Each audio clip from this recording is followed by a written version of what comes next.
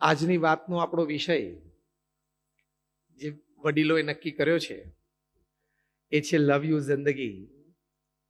That is I love my life. ભગવાને આપણને આ 70-80 વર્ષનું મનુષ્ય જીવન આપ્યું છે. દિવસમાં 24 કલાક આપ્યા છે. એ જીવનનો હેતુ શું છે? પૃથ્વી પર તો રોજ 1.5 લાખ માણસો વિદાય લે છે. 24 કલાકમાં 1.5 લાખ એટલે 86,200 સેકન્ડમાં 1.5 લાખ વ્યક્તિઓ વિદાય લે છે. દર 2 સેકન્ડે 3 વ્યક્તિઓ વિદાય લે છે.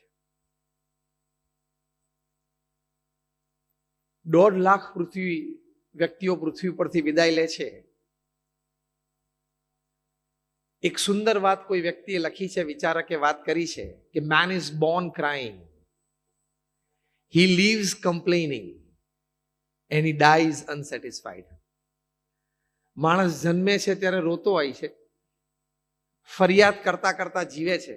આ થયું છે, આ ના થયું, આ થવું જોઈતું તું, આ ના થયું, પેલાએ મને આમ કીધું, મારું આને રાખ્યું નહીં, એને મારું સાચવ્યું નહીં, મારો પ્રસંગ આમ થયો.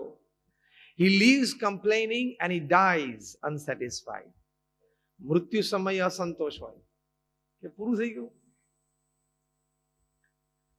કારણ કે જીવન સમજ્યા નહીં એટલે અસંતોષ રહે જ. જીવન સમજ્યા નહીં એટલે અસુખ. હું એમ નથી કહેતો દુઃખ રહે, પણ અસુખ તો રહે જ.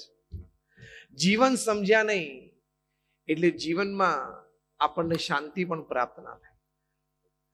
If you have gained the whole world, તમે આખી પૃથ્વી મેળવી લીધી, કરોડો ને અબજોનો ધંધો કરી લીધો, but if you have lost your self, you will be labelled as a loser. તમે કરોડો રૂપિયા કમાવી લીધા, 5,000 કરોડ 10,000 કરોડનું તમારું બેંક બેલેન્સ પણ થઈ ગયું, પણ તમે જીવન હારી ગયા. એટલે કે તમારા પારિવારિક સંબંધો, વ્યક્તિગત જીવનમાં પવિત્રતા, તમારા ઉદ્યોગ વેપાર ધંધામાં નીતિમત્તા, પ્રામાણિકતા, કંઈક નાની મોટી સમાજ સેવા અને કંઈક ભગવાન પ્રત્યેની શ્રદ્ધા સાથેની ભક્તિ, આ બધા મુદ્દા જો જીવનમાં ચૂકી ગયા તો even after earning thousands of crores of rupees you are still a loser. તો પણ તમે જીવન તો હારેલા જ છો. કેટલાય પૃથ્વીપતિ રાજાઓ પૃથ્વી ઉપરથી ચાલ્યા ગયા. સમ્રાટ નેપોલિયો બોનાપાર્ટ, જેના નામની પાછળ ધ ગ્રેટ, 7 જ પાત્રો એવા છે પૃથ્વી પર જેના નામની પાછળ ધ ગ્રેટ લખાય. એમાં આપણે અત્યારે કોઈ નથી બેઠા અને લખાશે પણ નહીં. 7 જ પાત્રમાંનું એક પાત્ર નેપોલિયો ધ ગ્રેટ. એમણે એમના જીવન ચરિત્રમાં અંત સમયે જ્યારે સેન્ટ હેલેના પોર્ટ ઉપર હતા ત્યારે લખ્યું છે, I am quoting him word to word, letter to letter. એમણે લખ્યું કે I can buy any comforts and luxuries upon this earth and under the sun. એટલે કે આ પૃથ્વી પર અને સૂર્યની નીચે જે કંઈ કમ્ફર્ટ, લક્ઝરી છે, સુખ સાહેબી સગવડો છે, એ હું ખરીદી શકું છું. બીજું વાક્ય લખ્યું, I can have the world at my feet. એટલી સત્તા કે હું ધારું તો દુનિયાને મારા ચરણોમાં ઝુકાવી દઉં. 90% યુરોપ એમના કંટ્રોલમાં હતું અને ઇંગ્લેન્ડમાં વ્યક્તિ માત્ર નેપોલિયનના નામથી ધ્રુજતી. આ 2 વાક્ય લખ્યા પછી ત્રીજું વાક્ય એમણે લખ્યું છે, but I haven't seen 6 happy days in my life. મેં મારા જીવનમાં સુખના 6 દિવસ નથી જોયા. પૃથ્વી ઉપર જે કંઈ સુખ સાહેબી છે એ ખાલી ભાડે ભોગવવાની નથી, તું ખરીદી શકે છે. તારી સત્તા આટલી બધી છે અને છતાં સમ્રાટની કક્ષાએથી એ વ્યક્તિ આવું લખે છે કે I haven't seen 6 happy days in my life. મેં મારા જીવનમાં સુખના 6 દિવસ નથી જોયા. તો આપણે જેને સુખ માનીએ છીએ ને જેની પાછળ દોડીએ છીએ, એવી સુખ સાહેબી સત્તા તો એની પાસે હતી, છતાં એમને કયા ખાલીપણાનો અનુભવ થયો ત્યારે આ વાત લખી. આ વિચારવા જેવું છે. તો તમે 100, 200, 500 કરોડ કમાશો તો ક્યાં નેપોલિયનની કક્ષામાં આવવાનો છો? તો એને ખાલી પણ ના રહ્યું તો તમને તો રહેવાનું જ છે ને, જો દિશા ના મળી તો. Elvis Presley, the greatest entertainer upon this earth. કદાચ 5 માઇકલ જેક્સન ભેગા થાય ને ત્યારે એક એલ્વિસ પ્રેસ્લી બને. 21 વર્ષની જ્યારે એલ્વિસ પ્રેસ્લીની ઉંમર હતી ત્યારે 78 પ્રેસ્લી પ્રોડક્ટ્સ માર્કેટમાં હતી, એન્ડોર્સ કરતા હતા. 78 પ્રોડક્ટ્સ એમણે એન્ડોર્સ કરી, એટલે એનું બહુ મોટું રેવન્યુ જનરેટ થતું હોય. પોતાની કળા ઉપર $1,000 મિલિયન કમાયેલા. $1,000 મિલિયન. હું 70 ના દાયકાની વાત કરું છું. 70 ના દાયકામાં આપણે અહીંયા બેઠા છે એમાંથી 90% લોકોએ લાખ રૂપિયા નહીં જોયેલા. હા કે ના? 70 ના દાયકામાં લાખ રૂપિયા કેશ, યસ ઓર નો, બેઠા છે એમાંથી 90% નથી જોયા. ત્યારે $1,000 મિલિયન પોતાની કળા ઉપર કમાયેલા. ત્યારે એમની ઉંમર ફક્ત 30 વર્ષની હતી. એ જ્યારે એક સિટીમાંથી બીજી સિટીમાં ટ્રાવેલ કરતા, the first person upon this earth to use a private plane, અને 2 બોઈંગ્સ રાખતા. એક બોઈંગમાં એ અને એમનો પર્સનલ સ્ટાફ અને એમની સુખ સુવિધા, અને બીજા બોઈંગમાં પાછળ એમની પીએ સિસ્ટમ એટલે ઓડિયો સિસ્ટમ આવે, સ્ટાફ લેવલ 2 આવે, અને પાછલી જિંદગીમાં તો એમનું સ્ટેજ પણ એમની સાથે જ હતું. એલ્વિસ પ્રેસ્લી સાંજે કોન્સર્ટ આપ્યા પછી વચ્ચે એમનું ફેમસ સ્વિવેલ કરતા, એટલે 2 હાથ સ્ટેજ ઉપર મૂકી અને પગ ફેરે વારા પરથી, એક હાથ ઊંચો કરીને. તમે યુટ્યુબ પર એલ્વિસ પ્રેસ્લી મૂકશો ને તમને એનું ફેમસ સ્વિવેલ દેખાશે. પછી લેધરનું જેકેટ કાઢીને ઓડિયન્સમાં ફેંકે. એ લેધર જેકેટના 5 જ મિનિટમાં નાના નાના ટુકડા થઈ જતા. લોકો એક સોવિનિયર ઘરે લઈ જતા ભવિષ્યની પેઢીને કહેવા માટે કે once upon a time I attended Elvis live. એ કહેવા માટે. આજે પણ અમેરિકામાં ઘણા બધાના ઘરોમાં છે. એમની હયાતીમાં 500 મિલિયન રેકોર્ડ્સ એમની વેચાયેલી. હવે આમાં સુખ સાહેબી, વૈભવ, કીર્તિ, એમાં કોઈ વાતે ખામી હોય એવું લાગે છે? જેની માટે આપણે રાત દિવસ પ્રયત્ન કરીએ છીએ એમાં તો કોઈ ખામી નથી.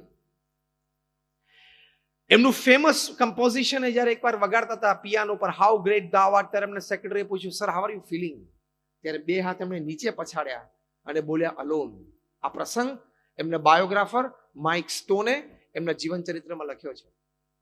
માઇક સ્ટોન એમના બાયોગ્રાફર એલ્વિસ પ્રેસ્લી વિશે એક વાક્ય લખ્યું છે, અદ્ભુત ઐતિહાસિક વાક્ય છે, કે Elvis is only the second person in history to become famous by the first name after Jesus. ઈસુ ખ્રિસ્ત પછી પ્રથમ નામે કોઈ વ્યક્તિ પ્રસિદ્ધ થઈ હોય જગતમાં, જીસસ પહેલા અને બીજા એલ્વિસ. આ કક્ષાની પ્રસિદ્ધિ. મને એકલતાનો અનુભવ થાય છે. અલ્યા રોજ સાંજે 1000, 2000 અને મોટી કોન્સર્ટ હોય સ્ટેડિયમમાં, ત્યારે 50,000 માણસ તને જોવા આવે છે. રોજ સવારે મેમ્ફિસમાં આજે પણ એમનું 3 માળનું બિલ્ડિંગ મેમોરિયલ ઊભું છે. ત્યાં રોજ સવારે 8 વાગે ગેલેરીમાં આવે ત્યારે નીચે 500 માણસ આમ રાહ જોઈને ઊભા હોય કે અમે એમને જોઈએ.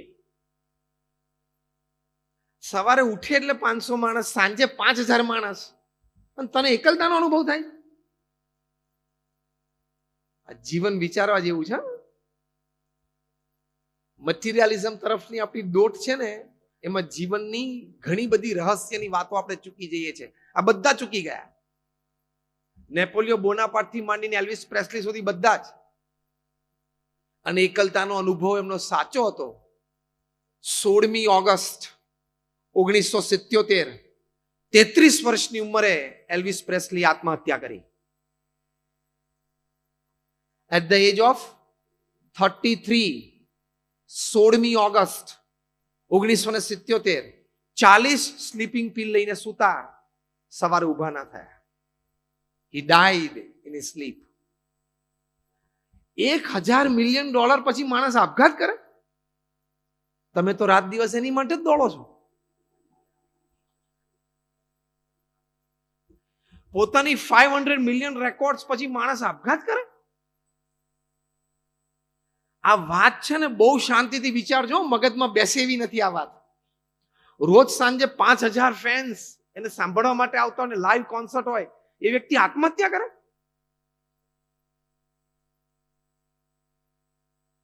આવા તો એક નહીં, 25-50 વિશ્વ પ્રસિદ્ધ વ્યક્તિઓના પ્રસંગો છે. મહાન નોબેલ લોરેટ, અંગ્રેજી સાહિત્ય માટે જેમને નોબેલ પુરસ્કાર મળ્યું, ખૂબ સુંદર વાર્તાઓ સમાજ માટે લખી, અર્નેસ્ટ હેમિંગવે, એમણે પણ આપઘાત કર્યો.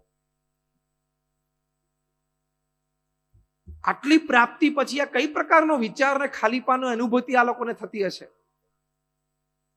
દરેક વાત ચોક્કસ આપણને સત્ય મનાય અને ગંભીરતાથી વિચારવા લાયક કે life is something beyond materialism. ભૌતિકવાદથી બહાર, ભૌતિકવાદથી જુદું અને ભૌતિકવાદથી પર જીવન છે. સામે એવા પણ પ્રસંગો છે, તમે પણ સમાજમાં વ્યક્તિઓને મળ્યા છો કે ભૌતિક સુખ સુવિધાની પાસે ઓછી હોય પણ ચહેરા ઉપર આનંદ હોય, એના એટીટ્યુડમાં પોઝિટિવિટી હોય, એના ચારિત્રમાં પવિત્રતા હોય, એની કામગીરીમાં નીતિમત્તા હોય. મળ્યા છો ને એવા લોકોને? હું તો હસતા હસતા ઘણી વખત કહું છું કે sometimes people sleeping on the 10th floor of his own building in an AC room has to take a sleeping pill, and one sleeping on the other platform, he sleeps in the midst of trains. Dadar railway station ઉપર કુલીને જે ઊંઘ આવે છે ને, એ ઘણી વખત તમને એસી માં નથી આવતી. હા, જે હકીકત છે. તો જીવન સમજવું એ ખૂબ જરૂરી છે.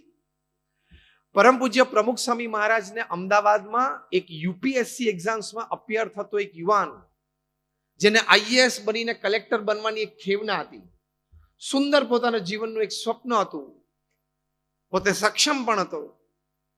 એ પ્રમુખ સ્વામી મહારાજને વ્યક્તિગત મુલાકાતમાં એમણે એક પ્રશ્ન પૂછ્યો કે સ્વામીજી, મારા અંતરમાં એક પ્રશ્ન છે અને બહુ ગંભીરપણે મને એ નિરંતર હૃદયમાં ખૂંચ્યા કરે છે. એને પ્રશ્ન પૂછ્યો કે સ્વામી, જીવનના અંતે મૃત્યુ નિશ્ચિત છે, તો પછી જીવન જીવવાનો હેતુ શું છે? Here we start love you જિંદગી. હવે સાંભળજો બરોબર. જીવન જીવવાનો હેતુ શું છે?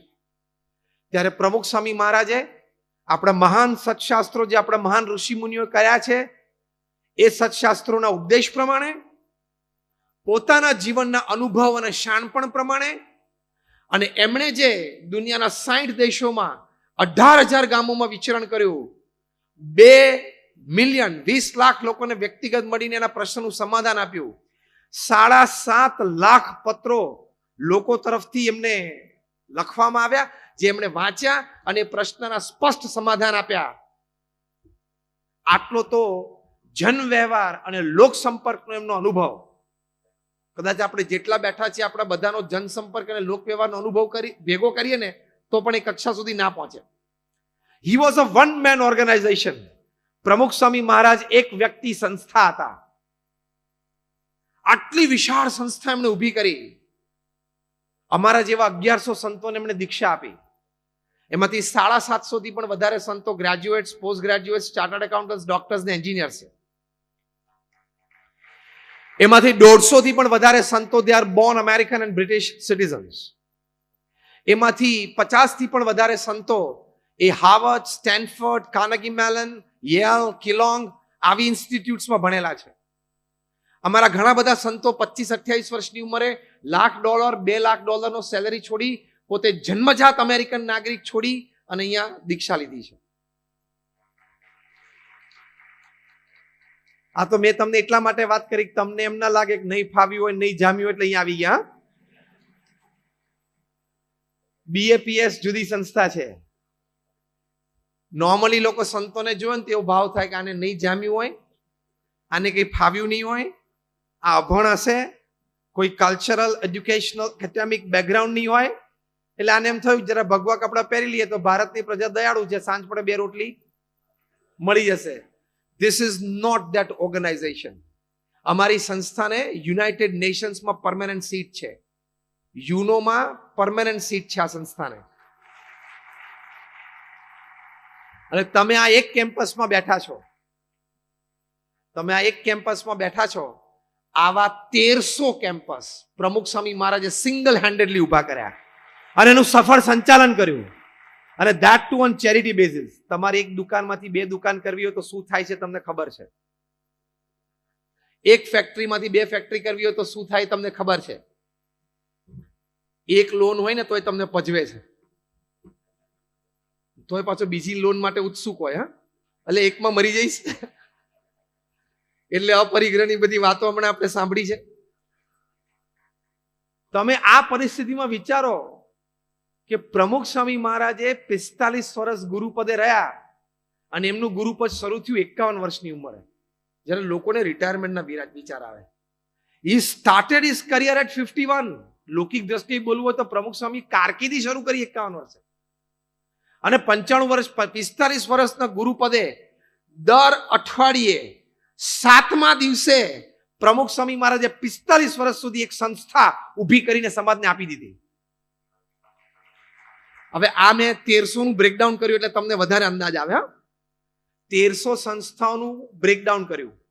દર 7મા દિવસે સવારે એક નવી જમીન, એક નવું બાંધકામ, એક નવી સિસ્ટમ, એક નવું સેટઅપ અને gifting to the society. Move to the next project.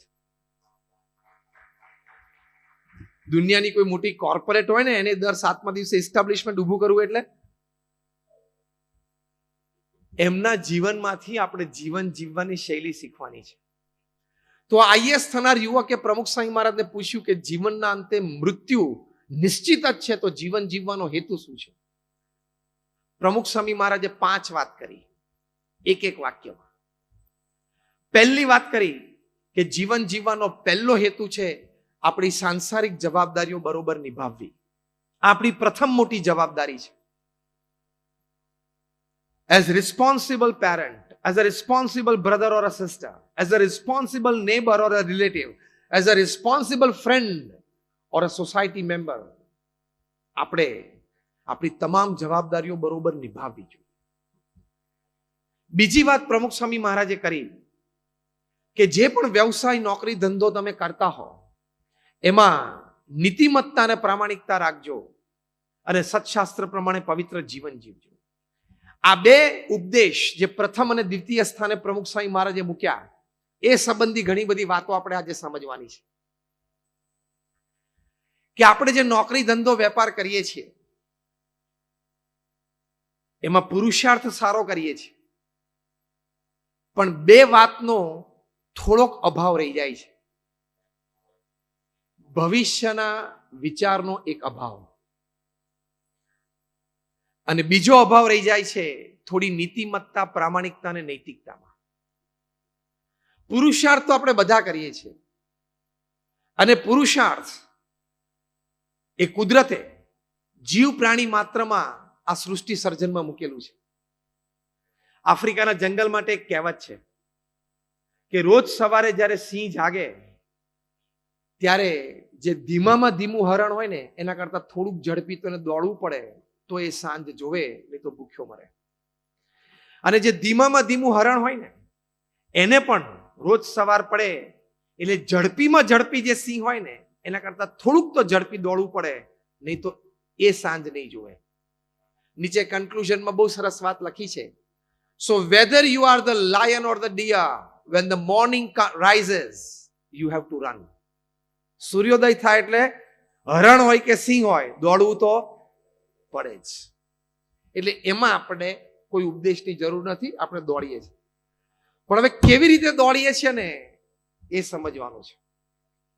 બહુ જ સરસ વાત પહેલી આ છે કે કાયમ વર્તમાનમાં નહીં જીવવાનું, થોડો ભવિષ્યનો પણ વિચાર રાખવાનો. કે હું અત્યારે આ ક્રિયા કરું છું, મેં અત્યારે આ નોકરી ધંધા માટે લોન લીધી, મારી આ વ્યવસ્થા છે, આ માર્કેટની પરિસ્થિતિ છે, આ સંજોગ છે, મને સાથ અને સહકાર આટલો છે, મને ક્રુશિયલ મુમેન્ટ ઉપર આટલો જ સપોર્ટ મળી શકે એમ છે, આ બધાનો વિચાર કરીને પછી જ વર્તમાન પરિસ્થિતિમાં ધંધો અને વેપાર વિકસાવવાનો પ્રયત્ન કરવો. તમારે એમ નહીં વિચારવાનું કે મારી પાડોશમાં તો અમારા ગામનો જ પેલો મારા કરતા 10 વર્ષ મોડો અહીંયા મુંબઈ આવ્યો અને એ આટલો આગળ વધી ગયો, હું હિંમત એકવાર કરી લઉં. પણ હવે એને સંજોગ પરિસ્થિતિ અનુકૂળ આવી ગયા, તારે હિંમત ન કરવી એવું નથી. ઇન્સ્પિરેશન અને મોટિવેશન હંમેશા રાખવા, પણ કેલ્ક્યુલેશન તો રાખવું પડે કે નહીં? People take risk, they are advised to take calculated risk. જોખમ લેવામાં વાંધો નથી, પણ ગણતરીપૂર્વકનું જોખમ લેવાનું.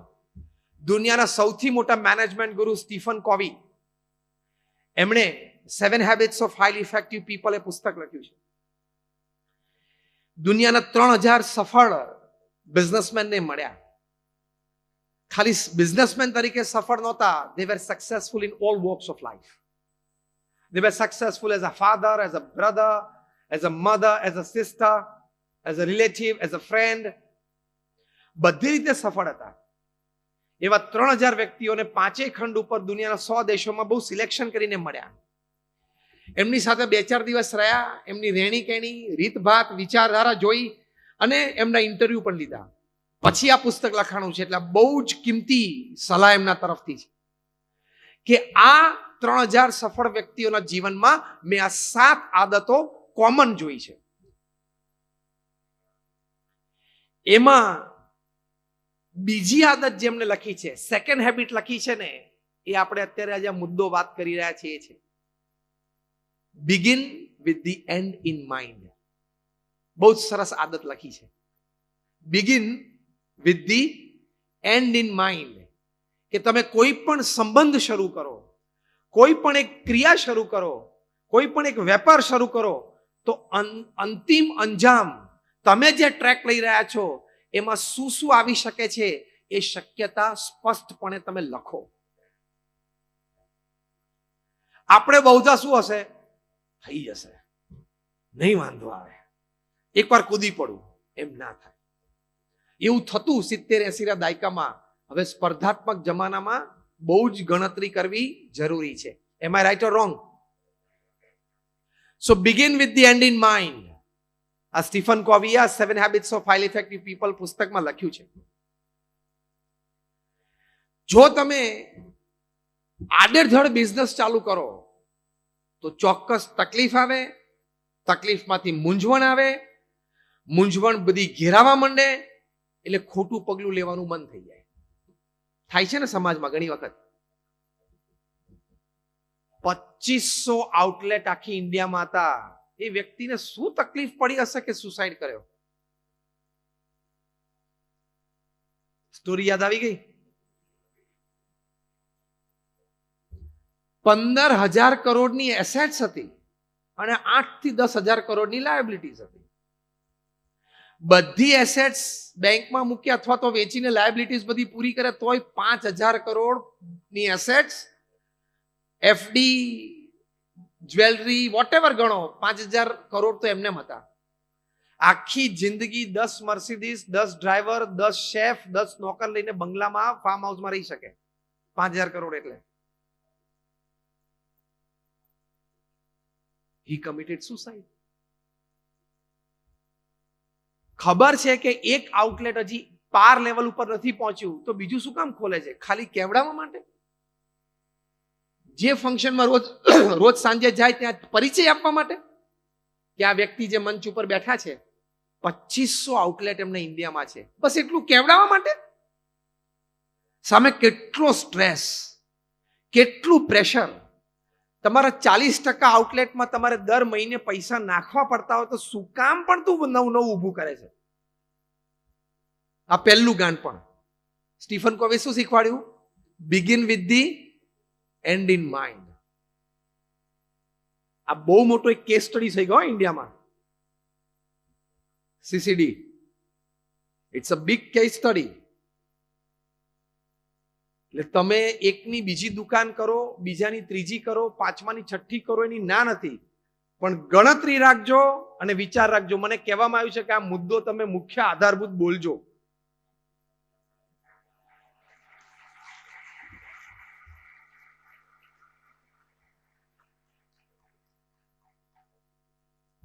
આઈ એમ નોટ ડિમોરલાઇઝિંગ યુ. હું બે વાત બોલું છું. બીજીમાંથી ત્રીજી દુકાન કરવી હોય તો કરજો, પણ ગણતરી રાખજો. તમે ને તમારા ફેમિલી ખૂબ દુખી થાય એવું પગલું ના લઈ લેતા. ચોખ્ખી ગુજરાતી ભાષામાં એક સરસ કહેવત છે, પગ કેટલા પ્રસરાવાય? બધાને ખબર છે. ચાદર કરતાય મચ્છરદાનીની બહાર પગ કાઢે છે. ચાદર તો પછી મોસ્કીટો નેટની બહાર તું પગ કાઢે છે. ત્યાં સુધી તો હવે તો કંટ્રોલ રાખ.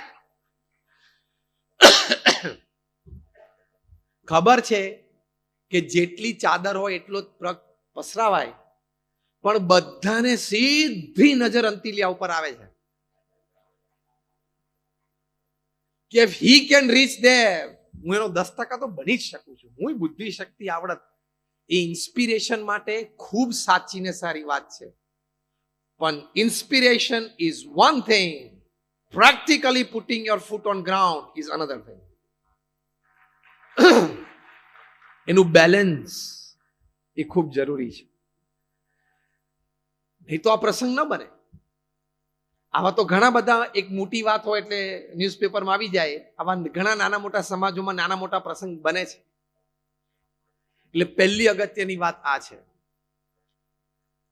બીજી એક અગત્યની જે વાત કરી કે નોકરી ધંધા વેપારમાં નીતિમત્તા પ્રામાણિકતા રાખજો. તમે થોડી પણ અનીતિ રાખી એ કર્મ તમને લાગુ પડશે. અત્યારે તમે અનીતિથી કંઈક કમાઈ લીધું, આજે હમણાં બપોરે 12 વાગે, એ તમારું એક કર્મ બંધાઈ ગયું, નહીં છૂટાય. એનું ફળ આવતીકાલે પણ મળી શકે છે, વર્ષ પછી પણ મળી શકે છે, 25 વર્ષ પછી પણ મળી શકે છે, અને જીવનના છેલ્લા 5 વર્ષમાં તમે શારીરિક દુઃખોથી પીડાઓ એ રૂપે પણ મળી શકે છે. એમાંથી કોઈ બાકાત નથી. એ સિસ્ટમ તો બહુ જોરદાર છે, ભગવાને ગોઠવેલી છે. કફનને કોઈ ખિસ્સું નથી, અને મૃત્યુ છે રિશ્વત નથી લેતી. એ સિદ્ધાંત છે કર્મનો. The world is round, it has no corners, so it does not have the place to keep your wrongs. તમે જે ખોટું કરો છો એ પૃથ્વી ગોળ છે, ગોળ હોય અને કોઈ ખૂણો ના હોય, એટલે એને તમારું ખોટું સંગરવાની કોઈ જગ્યા નથી. તમને એમ લાગે કે મેં આને છેતરી લીધો, તમે જ છેતરાઈ ગયા. તમે એને પૈસાથી છેતરી લીધો, તમે કર્મથી છેતરાઈ ગયા. એના કરતા બહુ જ મોટું નુકસાન છે. અને એ નડશે. ધંધામાં ખોટું કર્યું હશે ને, એ ખાલી ધંધામાં જ નડે એવું નથી હોતું. એ સિસ્ટમ હજી આપણને ખબર નથી. એમાંથી થોડું ઘણું પતિ પત્નીના વચ્ચેના સંબંધોમાં પણ નડી જાય એ કર્મ. કારણ કે તમે ખોટું કર્યું ને, એ ખોટું ફળ તમને ગમે તે ડિપાર્ટમેન્ટમાં આવે.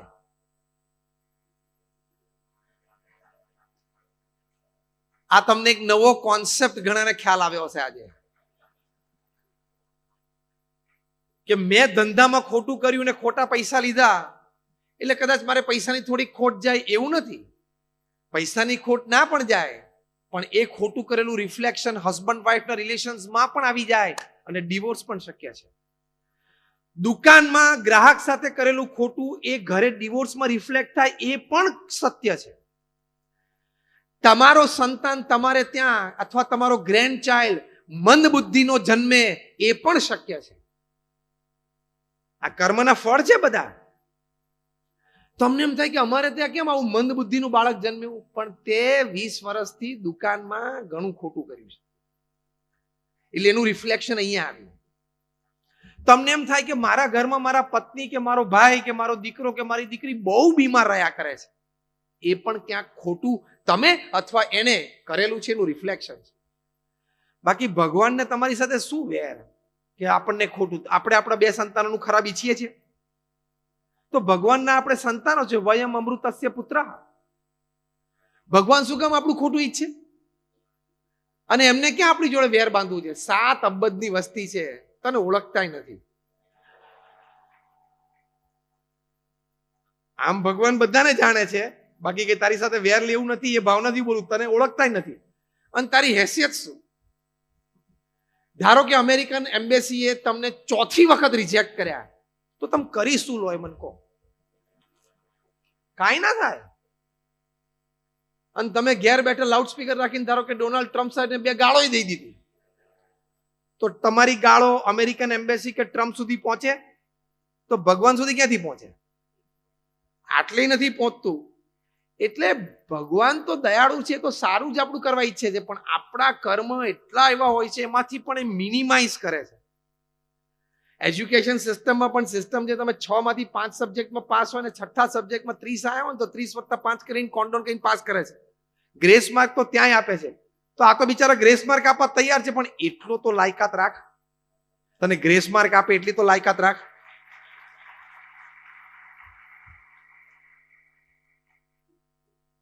બેફામ લૂંટ ધંધામાં તમને અનુભવ હશે. અમે પણ આટલી મોટી સંસ્થા ચલાવીએ છીએ, અમારે પણ ખૂબ ખરીદી હોય છે. બેફામ લૂંટ તમે ચલાવો, અજ્ઞાત વ્યક્તિ પાસેથી લઈ લો. એ મધ્યમ વર્ગનો કે લોઅર મિડલ ક્લાસનો વ્યક્તિ કઈ રીતે તમારી દુકાને પહોંચ્યો છે. હવે આ દિવાળી આવશે, તમે બધા નાના મોટા વેપારમાં છો, નાના મોટા ધંધામાં, લોકો કંઈક જ્વેલરી કે કંઈક કપડા કે બીજી ત્રીજી વસ્તુ તમારે ત્યાં લેવા માટે આવશે. તમને ખબર છે કઈ પરિસ્થિતિમાં એના ખિસ્સામાં 1000 રૂપિયા લઈને આવ્યો છે, અને તમે એના 200 રૂપિયા એક્સ્ટ્રા લઈ લો. પછી તો ભગવાન કુરાજી થાય ને. પછી કોઈ કે ટેન્શન રહ્યા કરે છે, પણ રે. અને એવું ખોટું તમે ભેગું કરો ને એટલે ભગવાન સિસ્ટમ જે ગોઠવી છે ને, સિસ્ટમમાંથી એક સોફ્ટવેર આવે કે તમને પ્રેરણા મળે કે 70 લાખની લોન લઈ લે, ધંધો વિકસાવો છે. એ સિસ્ટમમાંથી પ્રેરણા આવે, કારણ કે પાડી દેવાનો છે એને. હું બહુ જ પ્રેક્ટિકલ નાની નાની વાતો કરીશ, થિયોરેટિકલ નહીં કરું. એટલે તમને 70 લાખ 1.5 કરોડની લોન લેવાનું મન થાય. અને એમાં પછી સિસ્ટમમાં બીજું સોફ્ટવેર ભગવાન ગોઠવે કે આને કરોડની જરૂર છે, એને 70 લાખ જ મળે, 30 લાખ એના સમાજમાંથી મિત્ર પાસેથી લે, ઊંચા વ્યાજ. એ પણ સિસ્ટમ ગોઠવે, કારણ કે ફેરવી જ દેવાનો છે. ખોટું નાના નાના ગરાગો પાસેથી ખોટું લૂંટ્યું છે ને, એટલે તને હવે તકલીફમાં મૂકવાનો જ છે. એ ભગવાન નક્કી કર્યું છે. આમાંથી કોઈ છૂટતું નથી, નો બડી. અને પછી તમે લોન લો, લોન પાસ થાય ને લોન પૈસા હાથમાં આવે, પછી ભગવાન ત્રીજી સ્વિચ પાડે, હવે ધંધો ડાઉન થાય એટલે વેચાણ ઓછું થવા માંડે. 4થી સ્વિચ પડે, ટેન્શન ચાલુ, એટલે અહીંયા ટેન્શન ચાલુ. 5મી સ્વિચ પડે, રાત્રે ઊંઘ ઉડે. પછી ઓટો બધી, પછી આ સિસ્ટમ આખી ઓટો ઉપર જ હોય છે.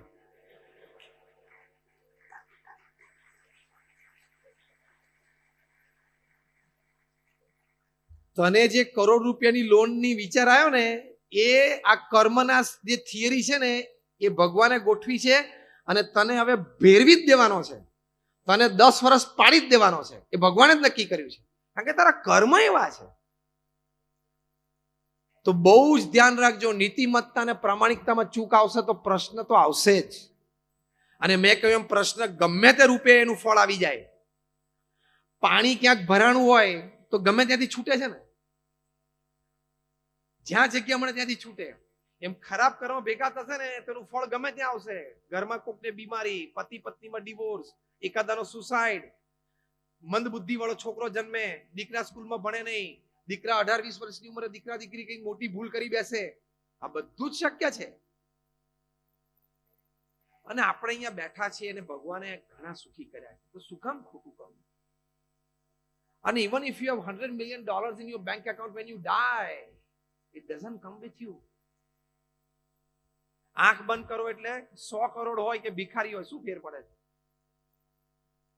અને કોઈ સોનાની કઢી પીતું નથી. સાંજે કઢી, અંતિલિયામાં પણ કઢી શેની થાય છે? ચણાના લોટની અને છાશની. જે પૂછું છે તમને બધાને જવાબ વ્યવસ્થિત આવડે છે?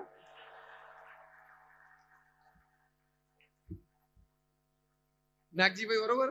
એટલે બધા જ્ઞાની તો છે જ, એટલે કહેતા હોય તો ચાલુ રાખો, નહીં તો પૂરું કરીએ. મહેન્દ્રભાઈ બરોબર છે? એટલે ત્યાં પણ એ જ કઢી પીવાય છે અને આપણે પણ એ જ પીએ છીએ. ગમે ત્યારે ગમે તે સંજોગોમાં ગમે તે સમાજ અને વ્યક્તિની સામે ઉન્નત મસ્તકે એની આંખમાં આંખ નાખીને આપણે ઉભા રહી શકવા જોઈએ કે મેં કાંઈ ખોટું કર્યું નથી જીવનમાં. મેં જીવનમાં કાંઈ ખોટું નથી કર્યું. That is life lived. તો you have loved your life. તો લવ યુ જિંદગી. તો તમે એવી રીતે જીવ્યા કહેવાય. અને અણહકનું લીધું તો બીજી લાઈન, પહેલી લાઈન તો આપણે બોલે છે ખુદા દેતા હે તો છપ્પડ ફાડ કે દેતા હે. પણ બીજી લાઈન તમને ખબર છે? જબ લેતા હે તબ ચમડા ઉતાર કે લેતા હે. પછી સુસાઇડ નો જ વારો આવે, બીજું કાંઈ ન થાય, ચામડી ઉતારીને લેશે. અને કર્મનો સિદ્ધાંત તો એ પણ કહે છે કે આ જન્મે નહીં તો આવતા જન્મે પણ ચૂકવવું પડશે. You have to pay. System તો સિસ્ટમ જ છે, એમાંથી કોઈ બાકાત નથી.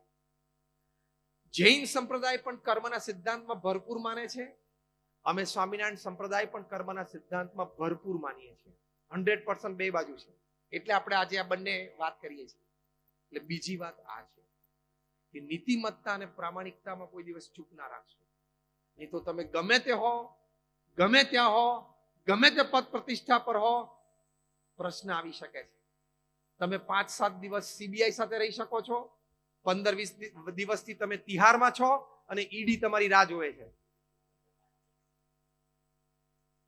તમે એમ સમજો કે તમે લંડન ભાગી જાઓ ને કાંઈ નહીં થાય, થશે. Done is done. It cannot be undone even if you go to London, but you will be brought back from London also. 2 જણાને લાવવાના છે, 2-3 જણાને. એનું તંત્ર ગોઠવાઈ ગયું છે, એ આવશે. ખોટું લાંબુ ચાલતું જ નથી. ખોટું લાંબુ ચાલતું જ નથી. 2 શબ્દો હોય વચ્ચે ત્રીજો શબ્દ, 2 અક્ષર હોય વચ્ચે ત્રીજો અક્ષર આવી જાય, આજુબાજુ આમ હોય પીસી વચ્ચે એમ આવી જાય તો પીએમસી, જે હોય બધું આવી જાય લાઈનમાં. બધું જ લાઈનમાં આવી જાય. એટલે કહેવાની વાત એ છે કે નીતિમત્તા અને પ્રામાણિકતા સાથે કોઈ દિવસ ચેડા નહીં કરો. પ્રમુખ સ્વામી મહારાજ અમને સંતોને, અમારા કાર્યકર્તાઓને, અમારા હરિભક્તોને એક સુંદર ઉપદેશ કાયમ આપતા. શબ્દશ એમના વિધાનને હું કોટ કરું છું. પ્રમુખ સ્વામી મહારાજ કહેતા કે નિયમ ધર્મ અને નીતિમત્તાના ભોગે કોઈ કાર્ય અને પ્રવૃત્તિ કરવા નહીં. 2 કામ ઓછા થાય ચાલશે, 1 દુકાન ઓછી ખોલશો ચાલશે, પણ નીતિમત્તા અને પ્રામાણિકતા હશે તો હમણાં જે વાત કરી એ સુખ, શાંતિ અને આનંદ હંમેશા રહેશે. That is the basics. પણ જો વાતે વાતે એક ડિફરન્ટ ઓફશૂટ હું આપું, બોલો ધંધામાં દિવસમાં દુકાન ઉપર બેઠા કેટલી વાર ખોટું બોલતા હશું. હવે તો આપણને કેવું થઈ ગયું છે ખબર છે? હું તમને કહું, તમે કોઈ રોગ હોય ને તમને, તમે દવા લો ને તો ધીમે ધીમે રોગની પ્રતિકારક શક્તિ વધતી જાય તો પછી બહુ હાઈ ડોઝ ઉપર પહોંચવું પડે, ત્યારે થોડીક અસર થાય. એમ હવે રમતા રમતા સામાન્ય જુઠ્ઠું બોલે છે ને આપણને ખબર જ નથી પડતી કે હું જુઠ્ઠું બોલ્યો. બહુ મોટું જુઠ્ઠું બોલે ને તો આપણને થાય જુઠ્ઠું બોલ્યું, બાકી તો બહુ સાહજિક બોલી કાઢે. હા બોલો, ઉભા ઉભા સામે બોલે. આ એનો અનીતિનો એક પ્રકાર જ છે. એકવાર એક બેન મૃત્યુ પામે અને સ્વર્ગમાં ગયા. પછી સ્વર્ગમાં પેલા એન્જલે દરવાજો ખોલ્યો ને સ્વાગત કર્યું કે તમે સારા કર્મો કર્યા છે, તમારો સ્વર્ગમાં વાસ છે, પધારો, રજીસ્ટર ઉપર નામ છે. એટલે અંદર લીધા. અંદર ગયા ને તો ચારે બાજુની દિવાલ, સીલિંગ, એટલે ઉપર ચારે બાજુ વોલ ક્લોક લગાડેલી હતી. એટલે એને બહુ આશ્ચર્ય થયું કે આટલી બધી વોલ ક્લોક શું કામ? આપણે ઘરમાં એક રૂમમાં એક વોલ ક્લોક હોય, આટલી બધી વોલ ક્લોક છે. Don't mind, can I ask you a very simple question? તો કે હા પ્લીઝ ફીલ ફ્રી. એમને કીધું કે આ બધી આટલી બધી વોલ ક્લોક શેની છે? તો કે અમે દરેક વ્યક્તિ પૃથ્વી પર જન્મ લે ને એની સાથે અહીંયા એક વોલ ક્લોક મૂકી દઈએ, સિંક કરીએ. એ જેટલી વાર જુઠ્ઠું બોલે ને એટલે 1 સેકન્ડનો કાંટો હલે. એકવાર આખો ફરે પછી મિનિટનો હલે, મિનિટનો ફરે ત્યારે આવરનો ફરે. તો કે વચ્ચે ઘડિયાળમાં તો 3 કાંટા બાર ઉપર છે. તો કે યુધિષ્ઠિર રાજાની ઘડિયાળ છે, એ ખોટું નહોતા બોલ્યા. તો કે ઓકે. તો કે બીજો પ્રશ્ન પૂછું? તો કે આ પૂછો, where are the clocks of married men? પરણેલા પુરુષોની ઘડિયાળ ક્યાં છે? એવું પૂછ્યું. તે પેલા એન્જલે કીધું કે એ બધી ઘડિયાળો છે ને અમે ઓફિસમાં રાખીએ છીએ, ઓફિસ ફેન તરીકેનો ઉપયોગ કરીએ છીએ. ખબર પડી?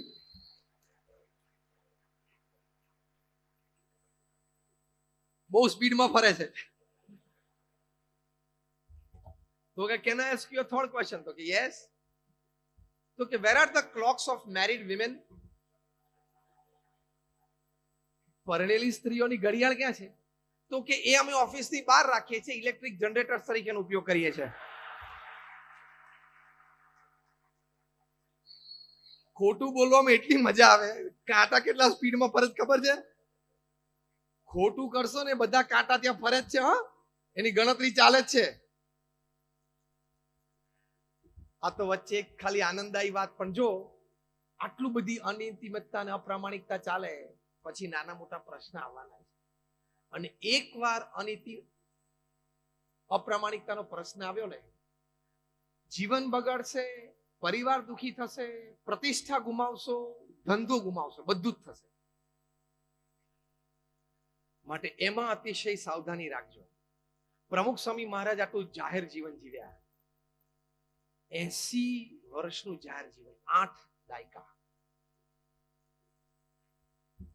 આટલી મોટી સંસ્થાના પ્રમુખ 65 વર્ષ રહ્યા. એની વચ્ચે ગુરુપદ 45 વર્ષનું.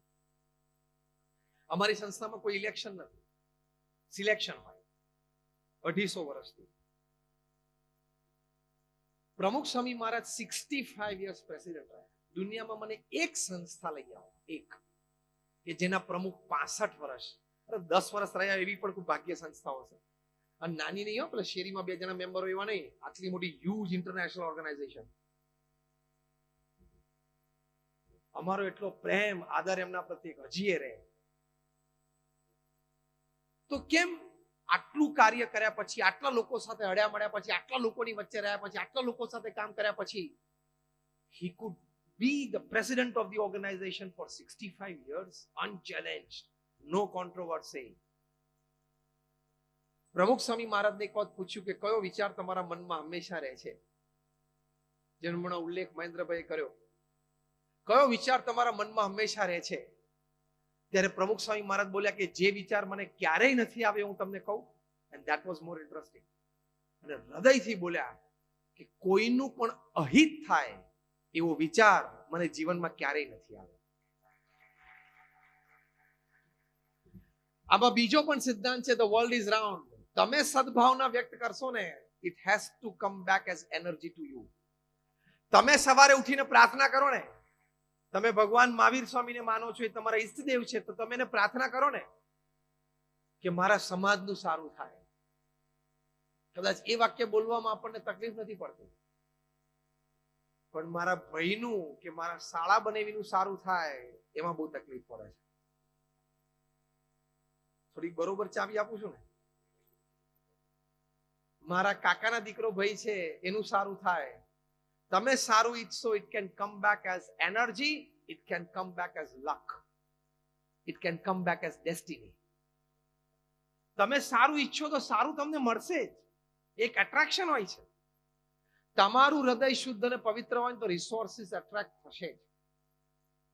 પ્રમુખ સ્વામી મહારાજ 5 ધોરણ ભણેલા, અને એ પણ 1930-35 સાલની વાત. આવડી મોટી સંસ્થા, આટલા બધા સંતો, આટલા બધા અમારા સ્વયંસેવકો, કાર્યકર્તાઓ, ભુજમાં 2001ની સાલમાં જે એમણે કામ કર્યું છે, તમે બધા એમાંથી થોડા સાક્ષી હશો. ભૂકંપ વખતે 26મી જાન્યુઆરી ભૂકંપ આવ્યો 9:45 વાગે, અને આખું કચ્છમાં તારાજી હતી. પ્રમુખ સ્વામીએ તાત્કાલિક ફોન કરીને જણાવ્યું કે આપણું મંદિર ઊભું છે કે પડી ગયું છે. પહેલા તો એ પૂછ્યું, તો કે ના સ્વામી ઊભું છે. સ્વામી કે રસોડું ચાલુ કરી દો. ભુજમાં બધાના ઘર પડી ગયા છે, હમણાં 2 કલાક પછી લોકો જે બચ્યા છે જમશે ક્યાં? તે જ દિવસે 3 જ કલાક પછી બપોરે 12 વાગે 17,000 આપણા ભુજવાસીઓએ ત્યાં જમ્યા. પ્રમુખ સ્વામી મહારાજે આદેશ આપ્યો કે રસોડું ચાલુ રાખો. અમે તમને અમદાવાદથી અને સુરતથી બધું મોકલીએ છીએ, રો મટીરિયલ. આવતા 10 મહિના સુધી અમે ભુજમાં રસોડું ચાલુ રાખ્યું, 10 મહિના સુધી. અને રોજ 3 ટંક થઈને 85,000 માણસો જમતા. હું 2001ની વાત કરું છું. 85,000.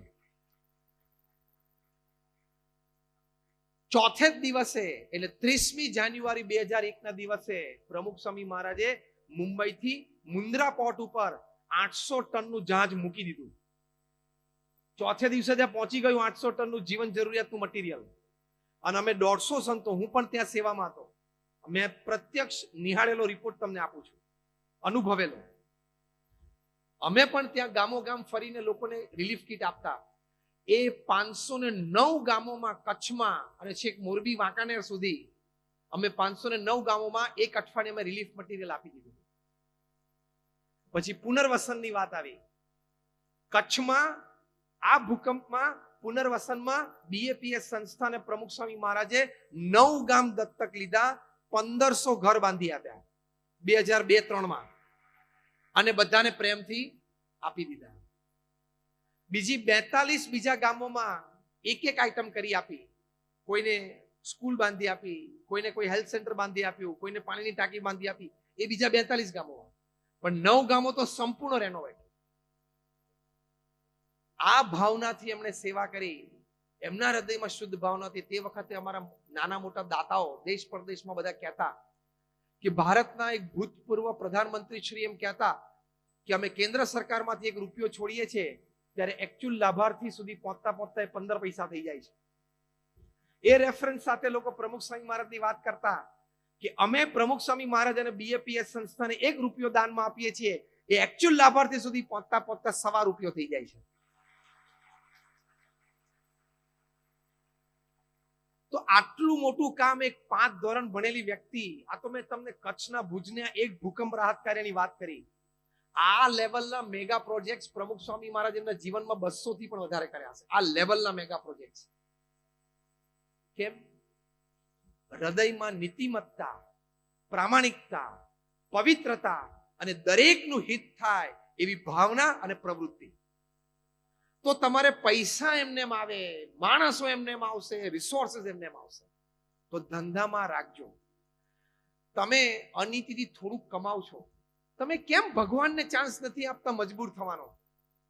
તમે નીતિમત્તા રાખો એટલે 1000 હાથવાળો મજબૂર થાય જ. એ સિદ્ધાંત ઉપર ચાલો ને, તો કોઈ દિવસ હતાશા, નિરાશા, ટેન્શન, સ્ટ્રેસ, ડિપ્રેશન અને સુસાઇડ સંકલ્પ પણ નહીં થાય. તમે ગ્રાહકને છેતરીને 2 હાથવાળો માણસ એની પાસેથી 500 રૂપિયા લેવાની વૃત્તિ રાખો છો, એની કરતા નીતિમત્તા રાખીને 1000 હાથવાળાને મજબૂર કરી નાખો તમને આપવા માટે. એકવાર એને થઈ જવા દો ને કે નીતિમત્તાથી કામ કરે છે, મારે એને આપવું છે, અને એકવાર એ નક્કી કરે કે મારે આપવું છે, એટલે તું લેતા થાકી જઈશ, તું વ્યવસ્થા કરતા થાકી જઈશ. તો ધંધામાં ડિપ્રેશન, સ્ટ્રેસ કે સુસાઇડ સુધી ન પહોંચવું હોય તો આ સિદ્ધાંત યાદ રાખજો કે 2 હાથવાળા માણસને છેતરવાનો પ્રયત્ન ન કરવો, 1000 હાથવાળાને મજબૂર કરી નાખવાનો પ્રયત્ન કરવો, એટલે આપશે. અને તો આપવા જ બેઠા છે, રોજ સવારે રાહ જોવે છે કોણ નીતિમત્તાથી કામ કરે, લાવ એને આપું. પણ હાંજ પડે કોઈ મળતો નથી. બોલો,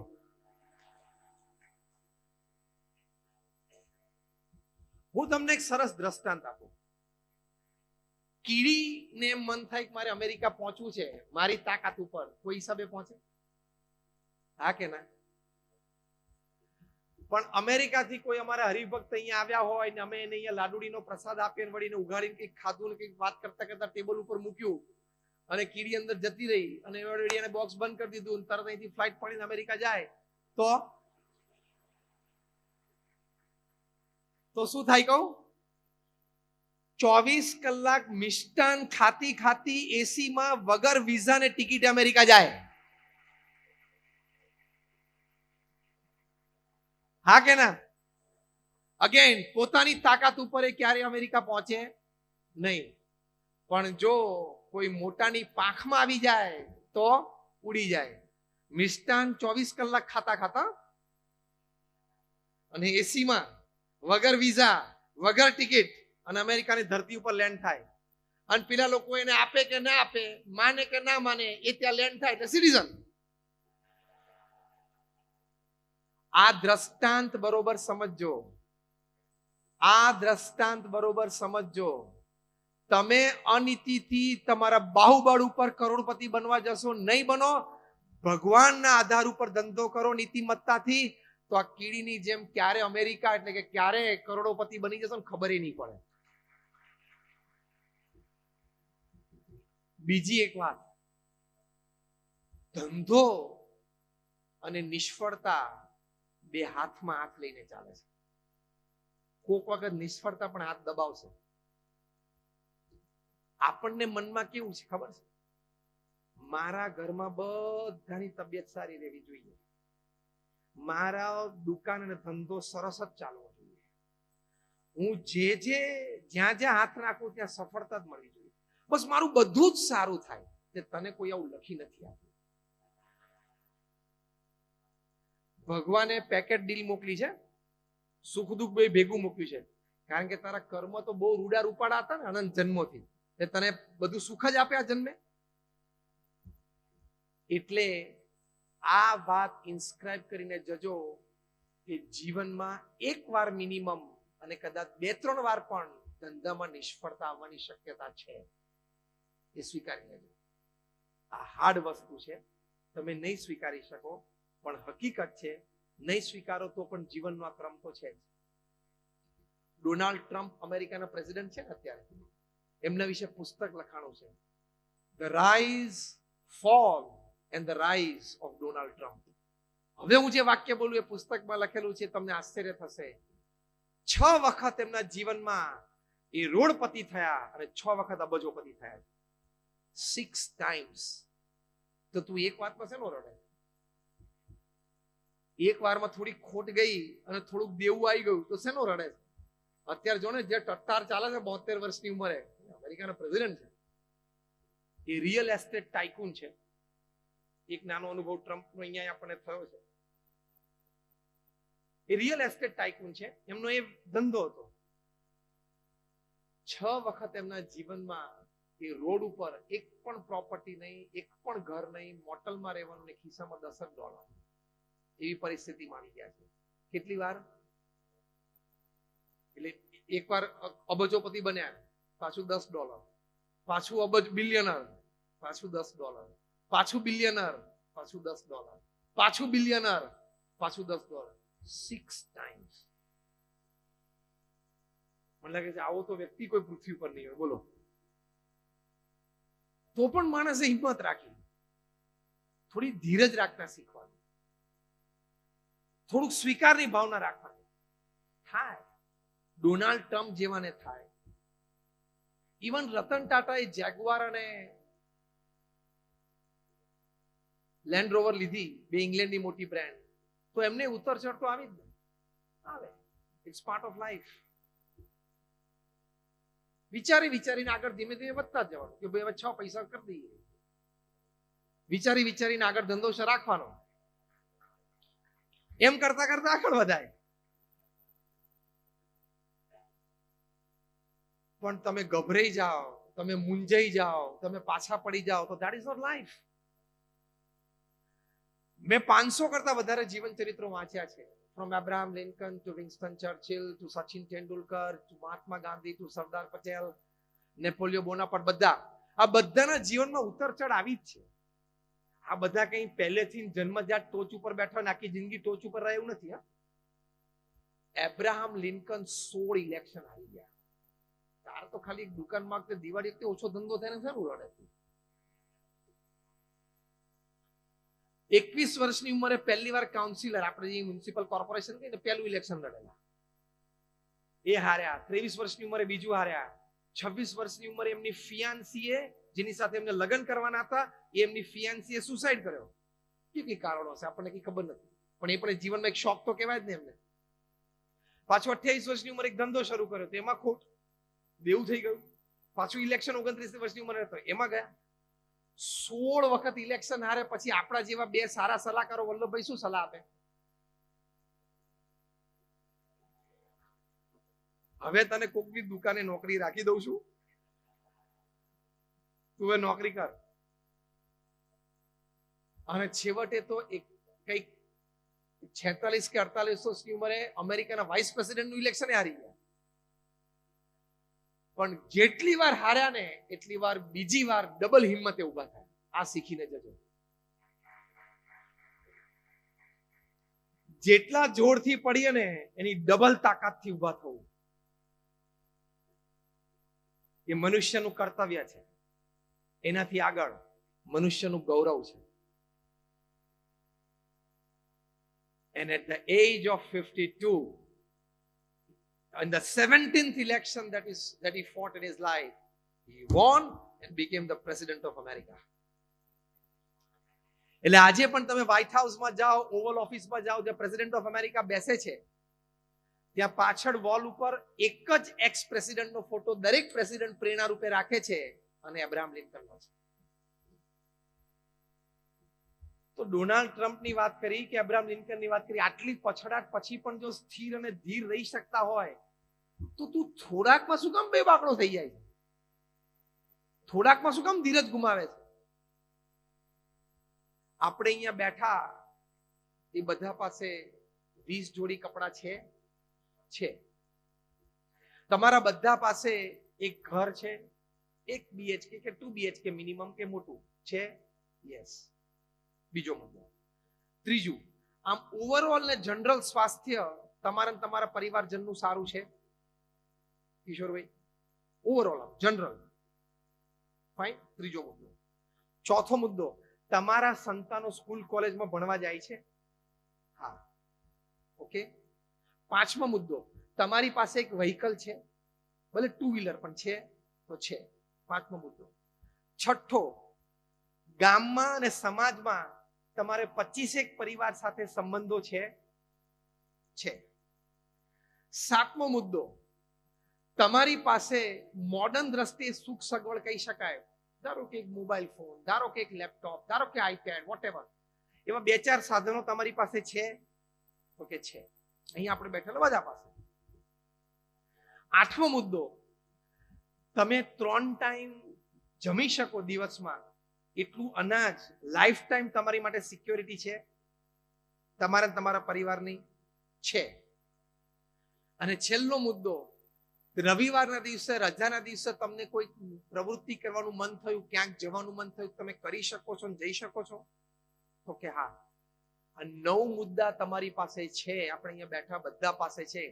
That means you are luckier and you are fortunate than 98.4% people upon this earth. પછી તું શેનો ડિપ્રેશનમાં દુઃખમાં આવે છે? આ 9 આઈટમ તારી પાસે છે ને એટલે તું 98.4% પ્રજા પૃથ્વી પર છે એના કરતા ભાગ્યશાળી છું. કારણ કે 98.4% પ્રજા પાસે 99 આઈટમ નથી. 40% પ્રજા પૃથ્વી પર એ બીજો ટાઈમ જમવા માટેની પાસે અનાજ નથી. અને તારી પાસે 9 આઈટમ છે. તું હવે 1.6 ના બ્રેકેટમાં તો આવી જ ગયો છું. 7 અબજની વસ્તીમાં તું કયા બ્રેકેટમાં છું?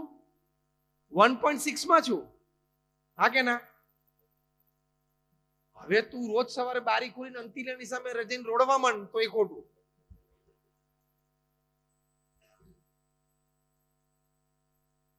પણ પ્રશ્ન ક્યાં થાય છે? શાળાને ત્યાં મર્સિડીઝ આવી ગઈ. બહુ થતું એકવાર ફેરવા લઈ આવજે, બીજું શું. પડોશીને ત્યાં આવી ગઈ, સ્પર્ધાર્થીને ત્યાં આવી, અમારા ગામના પેલા તો એની પાસે આવી ગઈ. 4 પૈડા ફરે છે અને 4 પૈડા આનાય ફરે છે. બંને એક જ ટાઈમે ત્યાં પહોંચે છે. બહુ જ સારા કોર્પોરેટ જાયન્ટ એક સરસ વાત લખી છે કે 40 વર્ષની કોર્પોરેટ લાઈફ પછી મને ખબર પડી કે the Mercedes and the Hyundai, they both ride on 4 wheels and they travel and reach the destination at the same time. કે 40 વર્ષ ધંધો કર્યો ને પછી ખબર પડી કે મર્સિડીઝ ની 4 પૈડા આવે છે અને હુન્ડાઈ ની 4 હોય છે અને બંને જણા નીકળે તો ડેસ્ટિનેશન ઉપર ટાઈમે 2 પહોંચે છે. આપણે તો કઈ ફોર્મ્યુલા F1 માં રેસ તો લગાડવાની નથી, સરખું જ છે. એમને કહ્યું કે 40 વર્ષ પછી મને ખબર પડી કે people don't look at your clothes or your face, they look at your virtues in life. 40 વર્ષે કે મને ખબર પડી, કારણ કે 20 વર્ષ તો ત્યાં સુધી એને એમ થાય કે બધા લોકો મારી સામે જુએ છે. 30 વર્ષનો હોય ને ત્યારે લોકોને એમ થાય કે લોકો જે મારી ધંધામાં થોડી પ્રગતિ કરીને એની સામે લોકો આમ જુએ છે. 40 વર્ષે એમ થાય કે મારું સામ્રાજ્ય આ છે.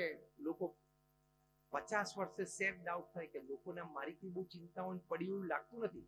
અને 60 વર્ષે સાક્ષાત્કાર થઈ જાય કે મારી ભ્રમણા 40 વર્ષથી ખોટી હતી. કોઈ મારી સામે જોતું નહોતું, કોઈને મારી પડી નહોતી.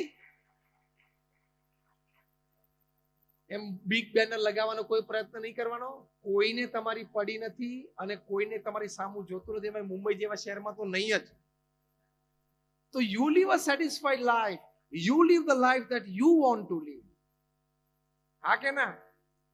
હવે અમે એવો વિચાર કરીએ કે અમારા ભગવા કપડા સામે લોકો જોઈને શું વિચારતા હશે? જે વિચારતા હોય એને સ્વતંત્રતા છે. આ મેં મારી ઈચ્છાથી પહેર્યા છે, મને અનુકૂળ છે, મારા ગુરુની આજ્ઞા છે. આ જીવનશૈલી મેં નક્કી કરી છે. With my mature mind I have taken a mature decision since last 30 years. So it is my part of the life. હું કોઈને ઓફેન્ડ તો નથી કરતો ને, બસ ધેટ્સ ફાઇન, ફિનિશ. હું કોઈને નડતો તો નથી ને કોઈ નુકસાન તો નથી કરતો ને, તો ફાઇન, તો હું મારી લાઈફ જીવું છું. એવી થોડીક સ્ટેબલ વિચારધારા પણ રાખવાની. 24 કલાક મનમાં વિચાર રહે છે હું કેવો લાગીશ, લોકો મારા વિશે શું વિચારે છે. કોઈ તારી સામે જોતું નથી અને કોઈ તારા વિશે વિચારતું નથી. ખોટી ભ્રમણામાં તું રહીશ નહીં. અરીસા સામે ઉભો હોય ને ત્યારે ખોટી ભ્રમણા હોય. અરીસા સામે ઉભો હોય ને ત્યારે શું ભ્રમણા? દરેક વ્યક્તિને કે ભગવાને થોડુંક જો આ 10-15% સરખું કરી નાખ્યું હોત ને તો હું બોલીવુડમાં પહોંચી જાય. એકાદા વુડમાં ચાલત. હોલી, બોલી, કોલી, ફોલી, ટોલી જેટલા છે એમાંથી એકાદા વુડમાં ચાલી જાય, લાકડામાં. પણ એ 15% બાકી રાખ્યું છે જેથી થિયેટર ભરાય, ઓડિયન્સ ભરાય. બધા ક્યાંથી ચડી જાય? એટલે આના પરથી શું મુદ્દો સમજવાનો? અસંતોષ જીવનમાં રાખવો નહીં. જે મળ્યું છે એનાથી સંતોષ ભોગવી લેવાનો.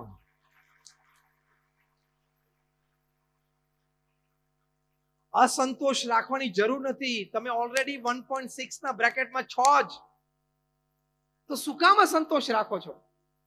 Why you? આપણે જીવનને સમજ્યા જ નથી. And that is why you start hating your life. Love you જિંદગી નહીં, હેટ યુ લાઈફ થઈ જાય. ભગવાને મને આ ના આપ્યું, આ ના આપ્યું. મેં ઓલરેડી તમને ગણાવી દીધું એ 9 આઈટમમાં તમે છો એટલે 1.6 ના બ્રેકેટમાં છો જ. 99.4% પ્રજા કરતા તમે પૃથ્વી પર સુખી છો. અરે 98.4. પછી તમારે કેટલી ઈચ્છા છે?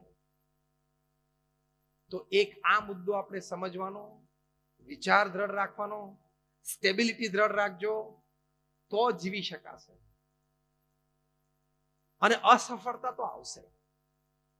થોમસ અલ્વા એડિસને 10,000 પ્રયોગ કરેલા ઇલેક્ટ્રિક બલ્બ માટે. એક દિવસ સવારે આખી એમની ફેક્ટરી બળી ગઈ. એમને કોઈ કહ્યું કે આખી ફેક્ટરી રાખ થઈ ગઈ, ધૂળ. એ ત્યાં ગયા અને જોઈ કે આખી ફેક્ટરી ખાક થઈ ગઈ અને રાખનો ઢગલો.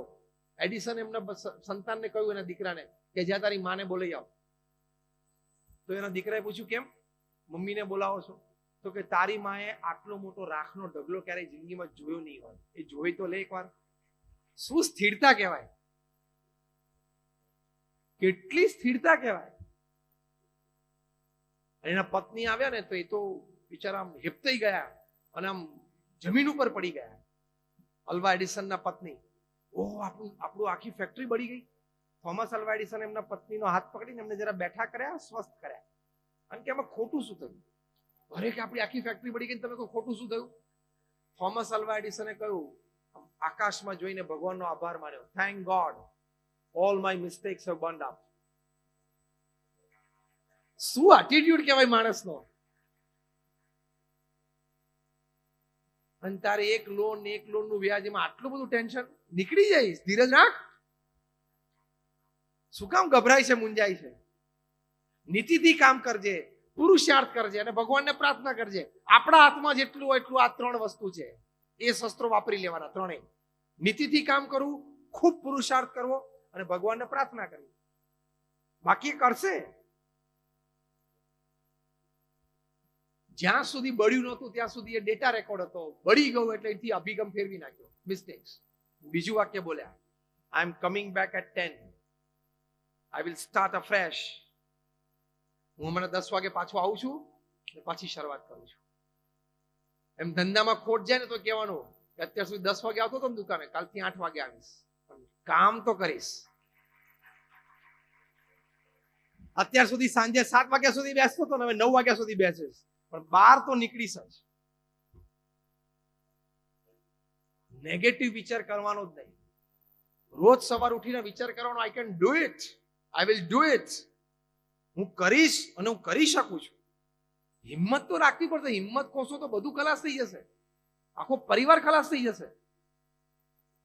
અરે છે ને સમાજ, આટલી મોટી તાકાત તમારા સમાજની બેઠી છે. ક્યાંક કોઈક પ્રશ્ન આવે તો 2 વડીલો છે ને મળો, સમાજમાં 2-5 મિત્રો છે ને મળો. અને કદાચ ધંધામાં ખોટ ગઈ અને દેવું વધી ગયું હોય તો શરમાવું નહીં અને બીક ના રાખવી. જીવનમાં 2-5 અંગત વ્યક્તિઓ હોય એને પ્રેમથી કહી દેવું, તો પણ હળવા થઈ જશો અને સુસાઇડનો વિચાર નહીં આવે. અને બોલશો તો મદદ મળશે ને, બોલશો તો મદદ મળશે ને. કોને 2 વડીલોને કે જો મારી વાસ્તવિક પરિસ્થિતિ અત્યારે આ છે, હું મહેનત કરવા તૈયાર છું, અહીંયા જ બેઠો છું, પ્રામાણિકતાથી મહેનત કરીશ, મને કોઈ મદદ થઈ શકે છે? When you are in distress, never hesitate to beg for help. જ્યારે તમે તકલીફમાં હો ત્યારે મદદ માંગવામાં કાંઈ જ ખોટું નથી. એમાં શરમાવું પણ નહીં અને બીક પણ ના, કે મારા સમાજમાં મારું કેવું દેખાશે, એવું કંઈ જ રાખવાની જરૂર નથી. આ હું તમારો બહુ મોટો વિચાર બદલી કાઢું છું આજે. તમને એમ થાય છે કે મારા સમાજમાં મારું કેવું દેખાશે.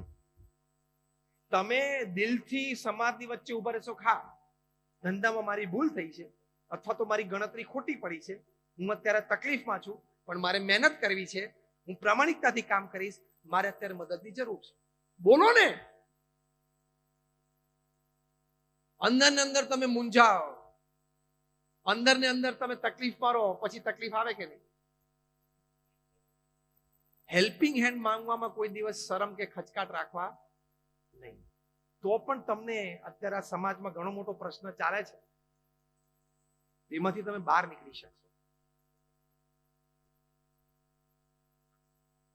બીજો એક દ્રષ્ટિકોણ છે કે આ વેપાર ધંધાની આપણે વાત કરી, આપણા પરિવારની વાત. પ્રમુખ સ્વામી મહારાજ એક સરસ વાત કરતા. પ્રમુખ સ્વામી મહારાજે 3.5 લાખ ઘરોમાં પધરામણી કરી છે. હજારો પરિવારના પ્રશ્નોમાં મધ્યસ્થી તરીકે બેસીને સમાધાન કરાવ્યું છે. આજે હજારો પરિવાર સમાજમાં સંપથી રહે છે. એક સમયે કંઈક નાનો મોટો વિવાદ પ્રશ્ન હતો, પણ પ્રમુખ સ્વામી મહારાજની મધ્યસ્થીથી આજે પરિવારો સ્થિર છે. આજે ઘણા પરિવારોમાં પહેલી અને બીજી અથવા બીજી ને ત્રીજી પેઢી વચ્ચે મોટા પ્રશ્નો હતા, અણસમજણના, એ પ્રમુખ સ્વામી મહારાજની મધ્યસ્થીથી આજે પરિવાર સુખી જેવા હજારો પરિવાર છે. લાખો સભ્યોને લાભ મળ્યો છે. તો તમે રાત દિવસ નોકરી ધંધા વેપાર માટે ફોકસ કરો છો, પ્રમુખ સ્વામી મહારાજ પારિવારિક એકતા સંપ માટે એક સુંદર વાત કરતા કે પરિવાર માટે તમે સમય આપો અને તમારા પરિવારજનોને, સંતાનોને તમે જો સંસ્કાર નહીં આપો તો તમારે સંપત્તિ અને સંતતિ બેય ખોવાનો વારો આવશે. એટલે નોકરી ધંધો વેપાર કરીએ પણ સાથે પરિવારને પણ સમય આપવાનો. ટેકન ફોર ગ્રાન્ટેડ નહીં કે એક તો બધા ઘરમાં હોય જ છે, રાત્રે 11 વાગે જવું તો બાયણું ખોલે જ છે, પણ એ તો ખોલવાના જ છે. પણ સાંજે પરિવાર સાથે આવીએ, બેસીએ, હળવા થઈએ, સાથે જમીએ, સાથે બેસીને વાતો કરીએ, એમાં તમારા ધંધાનું ટેન્શન ઘણું બધું ઉતરી જશે. એટલે પરિવાર સાથેનો સમય આપો. અમારા ગુરુ હરિ મહંત સ્વામી મહારાજ 2 વર્ષ પહેલા અમેરિકા પધારેલા 2017ની સાલમાં. ત્યાં વોશિંગ્ટન ડીસીમાં એક્સ અમેરિકન પ્રેસિડેન્ટ બેરાક ઓબામાએ એમને આમંત્રણ આપ્યું કે મારી ઓફિસમાં તમે પધારો. અત્યારે લોયર તરીકે ત્યાં પ્રેક્ટિસ કરે છે. 8 વર્ષે અમેરિકાના પ્રેસિડેન્ટ હતા. મહંત સ્વામી મહારાજ એમના ઓફિસે પધરામણીએ પધાર્યા. ત્યારે તમને આશ્ચર્ય થશે કે બેરાક ઓબામાએ વાત કરી કે હું 8 વર્ષ અમેરિકાનો પ્રેસિડેન્ટ રહ્યો, એમાં એક પણ દિવસ એવો નથી કે સાંજે 7 વાગે હું, મારા પત્ની અને મારી બંને દીકરીઓ, અમે 4 જણા રાત્રિ ભોજન માટે સાથે ન બેઠા હોય.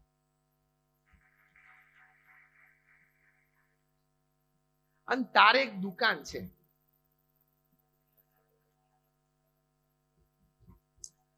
અમેરિકાના પ્રેસિડેન્ટ, તું વિચાર તો કર, એનો વહીવટ વ્યવહાર તને ખબર છે?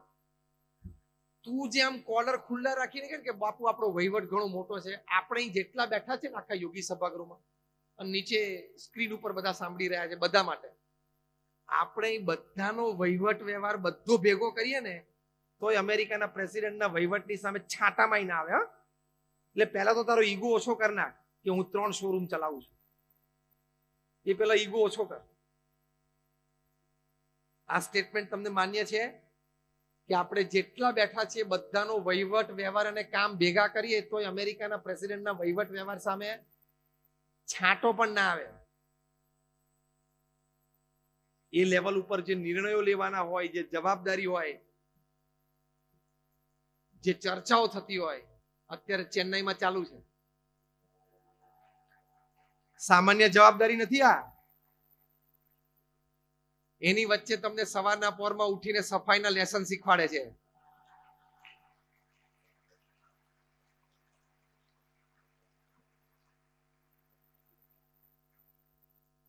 આટલા મોટા પડોશી દેશની આટલી મોટી પ્રેસિડેન્ટ કક્ષાની વ્યક્તિ અને જ્યાં આપણે નાના મોટા બોર્ડરના પ્રશ્ન, ટ્રેડના પ્રશ્ન બધા ચાલુ છે, એની વચ્ચે સવારે બીચ ઉપર મોર્નિંગ વોક લે.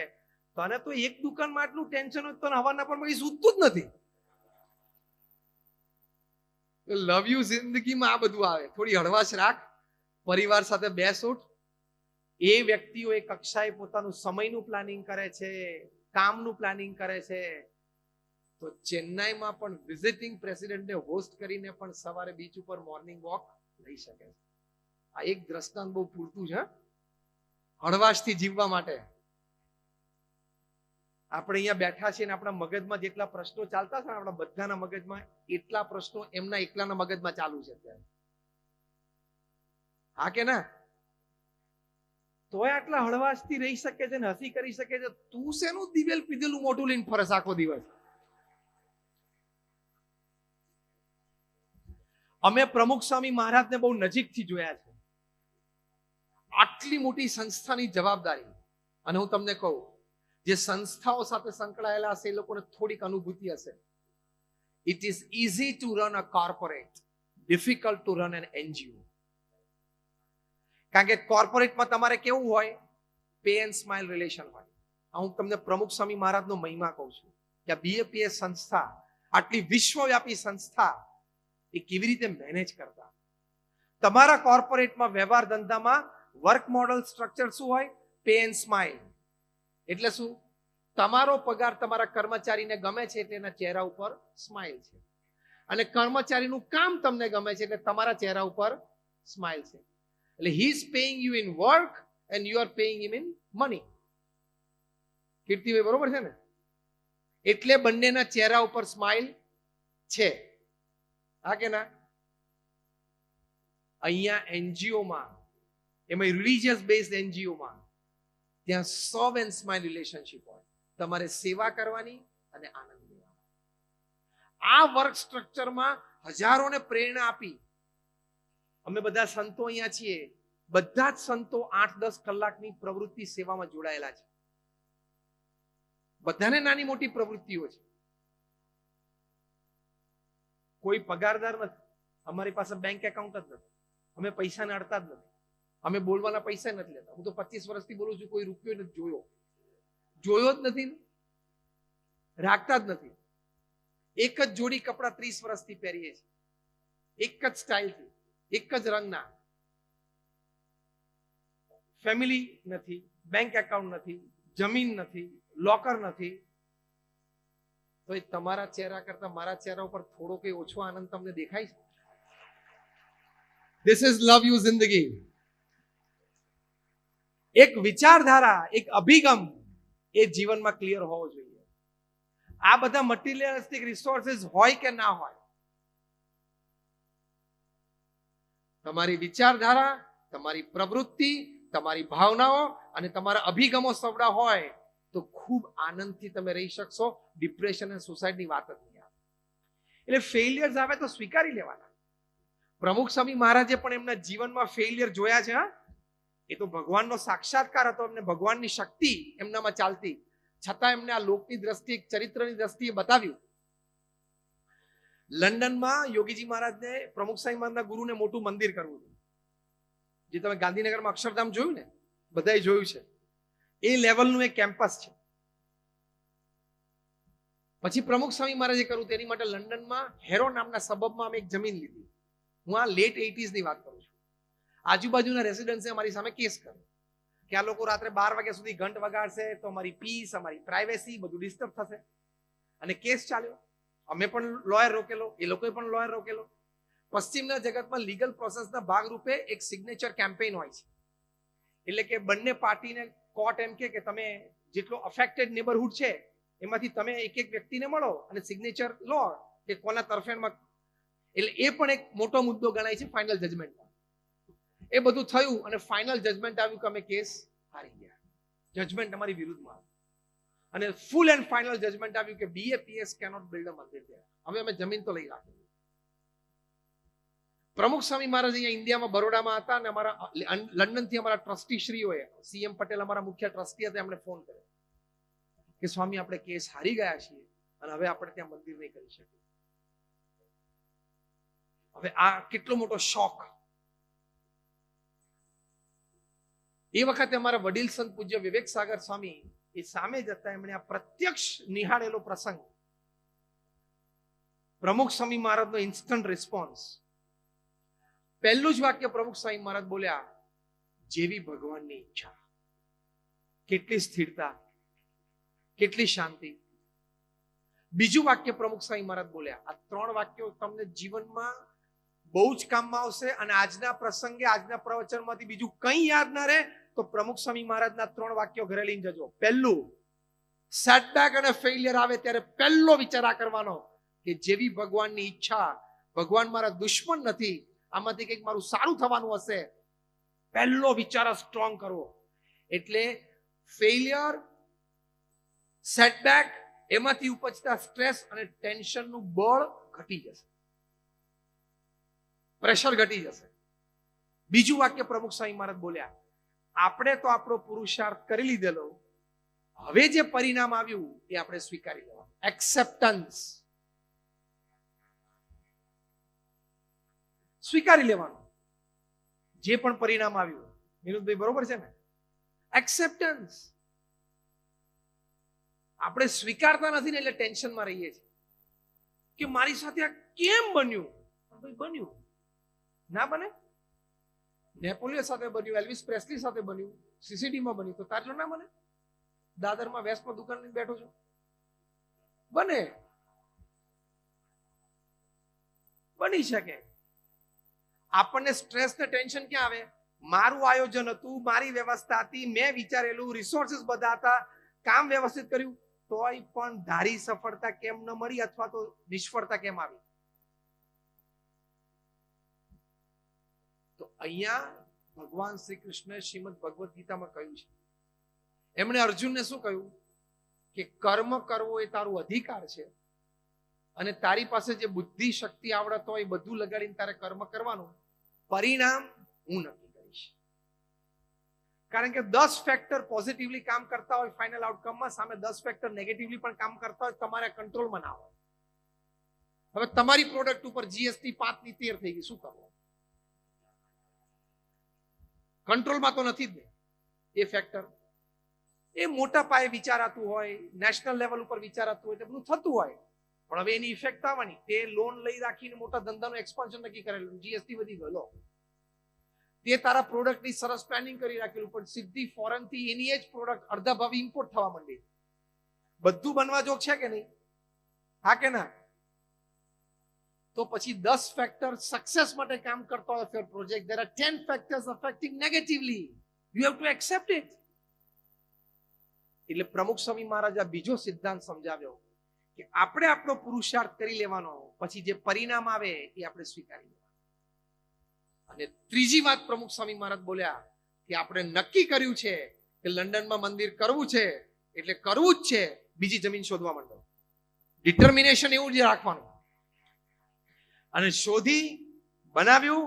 અને જ્યારે 1995 માં ઉદ્ઘાટિત થયું ત્યારે રીડર્સ ડાયજેસ્ટે લખ્યું કે it is the 8th wonder of the world, દુનિયાની 8મી અજાયબી. કારણ કે યુરોપથી પથ્થર ગ્રેનાઇટ, માર્બલ આવતો કંડલા, કંડલાથી બાય રોડ રાજસ્થાન જતો, ત્યાં આપણા કારીગરો ઘડતા, 2600 કારીગરો કામ કરતા, અને ત્યાંથી પાછો ઘડાયેલો પથ્થર કંડલા આવતો અને કંડલાથી શિપમાં યુએસ ઇંગ્લેન્ડ જતો. First project make in India 1995 થયેલો છે. આપણને આની અત્યારે પ્રેરણા છે ને આદેશ છે મેક ઇન ઇન્ડિયા, પણ વી ડીડ ઇટ ધેર. અને એ પણ એક સ્ટેપ આગળ, raw material from foreign country and make in India, અને ફિનિશ પ્રોડક્ટ પાછી ત્યાં ઊભી કરી. તો જો આ 3 વાત યાદ રાખવાની, ભગવાન સાથેનું થોડું જોડાણ હશે ને તો પણ પરિસ્થિતિમાં તમે સ્થિર રહી શકશો. એ પણ એક બહુ જ મોટો મુદ્દો છે. તો પારિવારિક સંબંધોની આપણે વાત કરતા હતા, તો જ્યારે તમે સમય આપો છો ને, પ્રમુખ સ્વામી મહારાજે આ કહ્યું કે સંસ્કાર આપો, એમાં સંસ્કારમાં આજે મેં વાત કરી મુખ્ય વાત છે કે ભગવાન પ્રત્યેની શ્રદ્ધા અને ભગવાન કરતા હરતા છે એ વાત તમારા સંતાનોને સમજાવવી. તમારા સંતાનોને 2 વાત કહેવાની કે બેટા you can do anything, but with the grace of God you can do more than you can do anything. તમારા સંતાનોને આ 2 વાત શીખવાડી કે બેટા તું ધારે કરી શકે, તું હિંમત રાખ. અને બીજું શું શીખવાડવાનું કે બેટા ભગવાન પ્રત્યેની શ્રદ્ધા રાખીશ ને તો તારા ધાર્યા બહારનું પણ તું કરી શકીશ. એ ભગવાનનું કરતા પણ પરિવારમાં સમજાવવાનું, એટલે એને સમય પણ આપવાનો, સંસ્કાર પણ આપવાના, અને સંસ્કારમાં મુખ્ય આપવાનું. એની માટે પ્રમુખ સ્વામી મહારાજ એક સરસ વાત કરતા, ઘર સભા. તમે આ પ્રયોગ કરો. અત્યારે પ્રમુખ સ્વામી મહારાજનો શતાબ્દી મહોત્સવ અમે ઉજવી રહ્યા છીએ. એ નિમિત્તે પ્રમુખ સ્વામી મહારાજના જીવનનો સૌથી મોટો સંદેશ હોય તો એ છે ઘર સભા. એટલે કે રોજ રાત્રે, કદાચ ન થઈ શકે તો અઠવાડિયામાં 2 વાર, તમે 4, 5, 7 પરિવારજનો સાથે રહેતા હો, તમે 20 મિનિટ માટે શાંતિથી ઘરે ભેગા બેસો.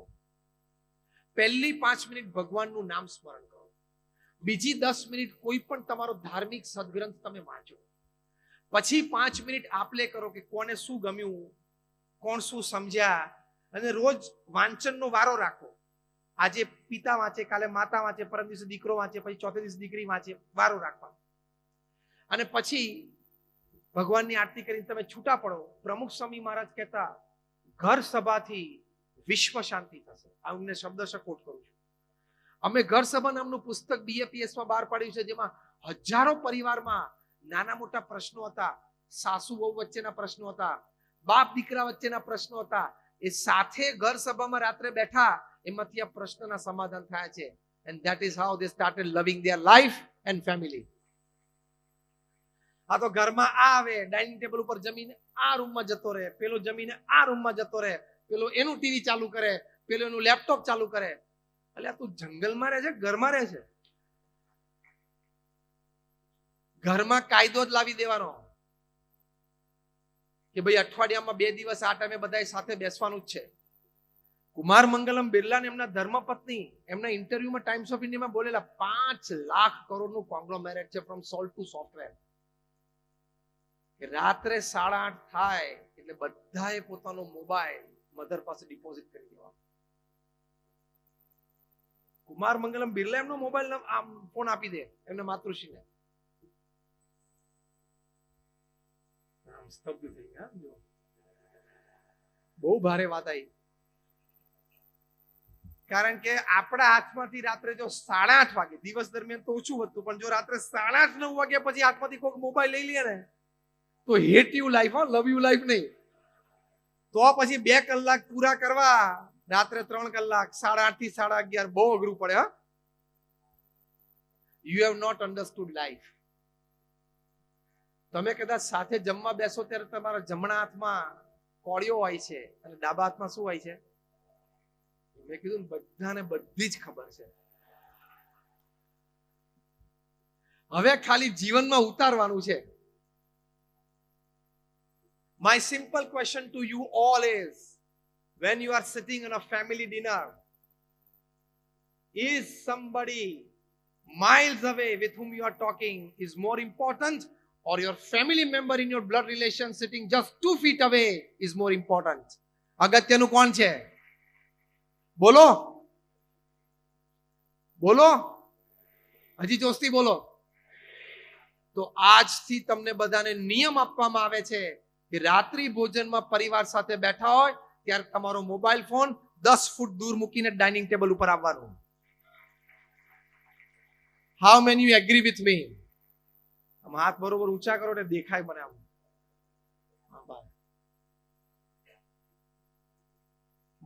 વાત સાચી લાગે છે કે નહીં?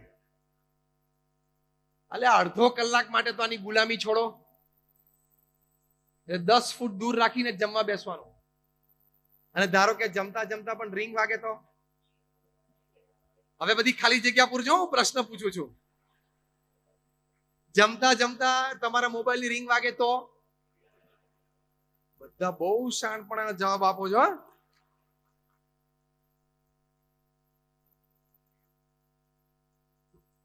તમારું ફેમિલી બહુ ઇમ્પોર્ટન્ટ છે. હાર્વર્ડ યુનિવર્સિટીના એક સર્વે પ્રમાણે 5 ખંડ ઉપર 1 લાખ પરિવાર across caste, creed, colour, religion, નેશનાલિટીમાં એ લોકોએ સર્વે કર્યો. 110 દેશોમાં સર્વે થયો અને એક જ મુખ્ય પ્રશ્ન હતો, what according to you is the greatest joy upon this earth? પૃથ્વી પર સૌથી મોટો આનંદ શું છે? 67% પણ વધારે હાર્વર્ડ યુનિવર્સિટીના સર્વેમાં લોકોએ જવાબ આપ્યો કે spending quality and quantity time with your near and dear ones whom you love and who love you is the greatest joy upon this earth. તમને પારિવારિક આનંદ આવતો હશે ને તો ધંધાના ટેન્શન પણ બહુ ઉતરી જશે. કારણ કે એક જગ્યાએથી તમને લવ અને કમ્ફર્ટ અને વોર્મથ મળતું થાય ને એની ઇફેક્ટ બીજા ઉપર આવે છે. શાંતિથી બેસવું. આપણે આખી દુનિયા નથી જીતી લેવી. આપણે આખો દરિયો પીવો નથી.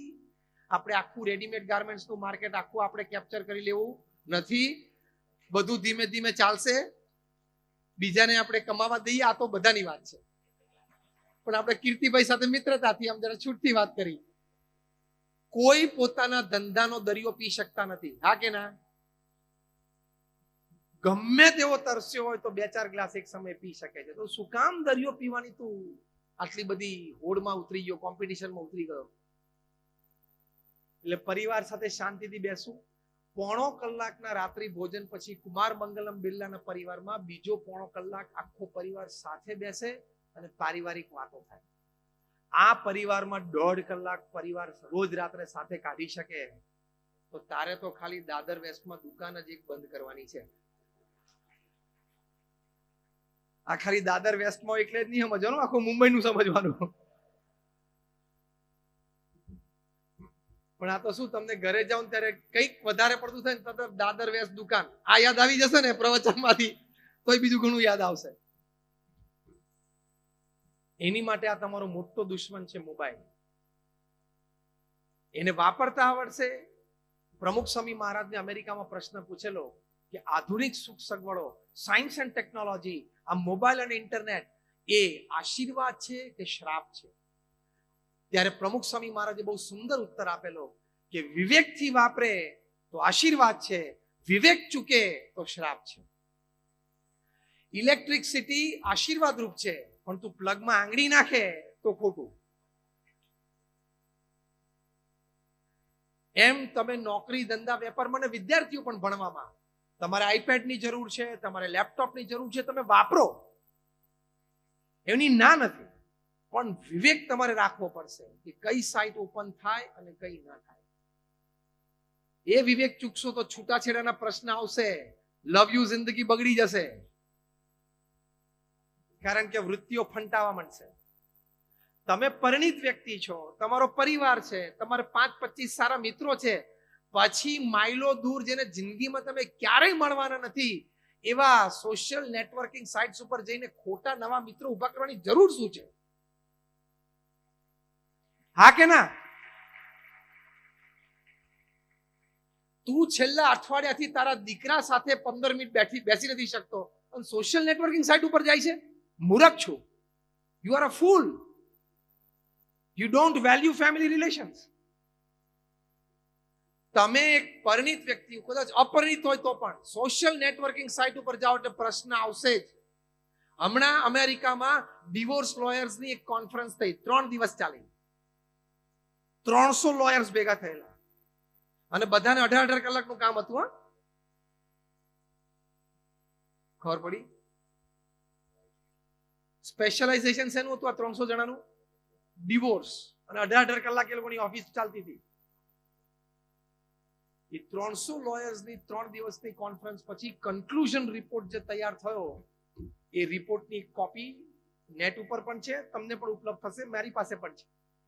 એમાં યંગ કપલ્સમાં ડિવોર્સ થવાના કારણોમાં જે 22-25 થી માંડીને 35 સુધી યંગ કપલ્સમાં ડિવોર્સ થવાના જે મુખ્ય કારણો લખ્યા, એમાંનું બીજા કે ત્રીજા ક્રમાંકે મુખ્ય કારણ છે over exposure to social networking sites. ત્યાં પછી ખોટી મિત્રતા બંધાઈ જાય, અને પછી પ્રશ્ન થાય, અને તમે વધારે પડતો સમય સ્ક્રીન ઉપર કાઢો એટલે તમારા પતિ કે પત્નીને શંકા જશે જ, અને પ્રશ્ન ઉભા થશે જ. એટલે બીજો નિયમ આ લેજો, તમે આજે આવ્યા છો તો અપરિગ્રહની વાત કરીને, તમે લેપટોપ અને આઈપેડ ને મોબાઈલ ફોન વાપરો, તમે ઇન્ટરનેટ વાપરો, નોકરી ધંધા વેપાર માટે વાપરો, એની ના નથી, કમ્યુનિકેશન માટે વાપરો, ભરપૂર વાપરો ટેકનોલોજી, પણ વિવેક ચૂકીને સોશિયલ નેટવર્કિંગ સાઇટ ઓપન ના કરતા એ અપરિગ્રહનું વ્રત અત્યારે તમારા બધા જૈનોએ આજે આ યોગી સભાગૃહમાંથી લઈને જવાનું છે. યસ ઓર નો? આમાં ઓછી હાથ ઊંચા થાય. હા, બરોબર, ઊંચા કરો હાથ એમ. અને તમે શાંતિથી બેસીને વિચાર કરો ને, જે વ્યક્તિ કોઈ બ્રાઝિલમાં રહે છે, કોઈ કોલંબિયામાં રહે છે, અને એ તો તમને ઓળખાવે છે કે હું આ જેન્ડર છું, કે એ જેન્ડર ના હોય. હા, હવે મને બધી ખબર છે એવું તમને ખબર પડી ને? હા, ઘણા વખત એવું હોય, એ તો આધાર કાર્ડ લિંક થશે ને એની સાથે, પછી ખબર પડશે કે તમે જેને સ્વીટી માનતા હતા ને, ભૂરો ભરવાડ બાજુમાં રહે છે. આધાર કાર્ડ નો લિંકિંગ પછી ખબર પડશે, એટલે ખોટી જગ્યાએ પછી ભરાઈ જાઓ. એટલે એ ડિવોર્સનું મુખ્ય કારણ છે. આપણા સત્શાસ્ત્રોમાં સ્ત્રી પુરુષ મર્યાદા લખેલી છે. એ મર્યાદા તમે ઓળંગો એટલે પ્રશ્ન આવશે. આ મી ટુ મુવમેન્ટ અત્યારે શેનું ચાલે છે? મોટા મોટા માનધાતાઓ પડ્યા કે નહીં? ગયા વર્ષે કેબિનેટ મિનિસ્ટરે રાજીનામું આપવું પડ્યું કે નહીં? કેટલી મોટી મોટી એમએનસીઝ ના સીઈઓ રાજીનામું આપવું પડ્યું. એટલે સ્ત્રી પુરુષ મર્યાદામાં તમે ખ્યાલ નહીં રાખો તો પરિવાર બરબાદ થશે, ડિવોર્સ આવશે, અને હેરાન થઈ જશો. એક જગ્યાએ પવિત્ર ગ્રંથિથી આપણે બંધાયેલા છે, એની પવિત્રતા આજીવન જાળવી રાખવી. ડિવોર્સનો પણ એક મોટો કેસ હોય છે ને સમાજમાં, મોટો પ્રશ્ન છે. તો આ એક સોશિયલ નેટવર્કિંગ સાઇટ. બીજું, આ એક પેકેજ ડીલ છે. મેડ ફોર ઈચ અધર કપલ હોય ને, એને એવોર્ડ મળે પાછો સમાજમાં. મેડ ફોર ઈચ અધર, એમાં 60-40 નો રેશિયો હોય છે.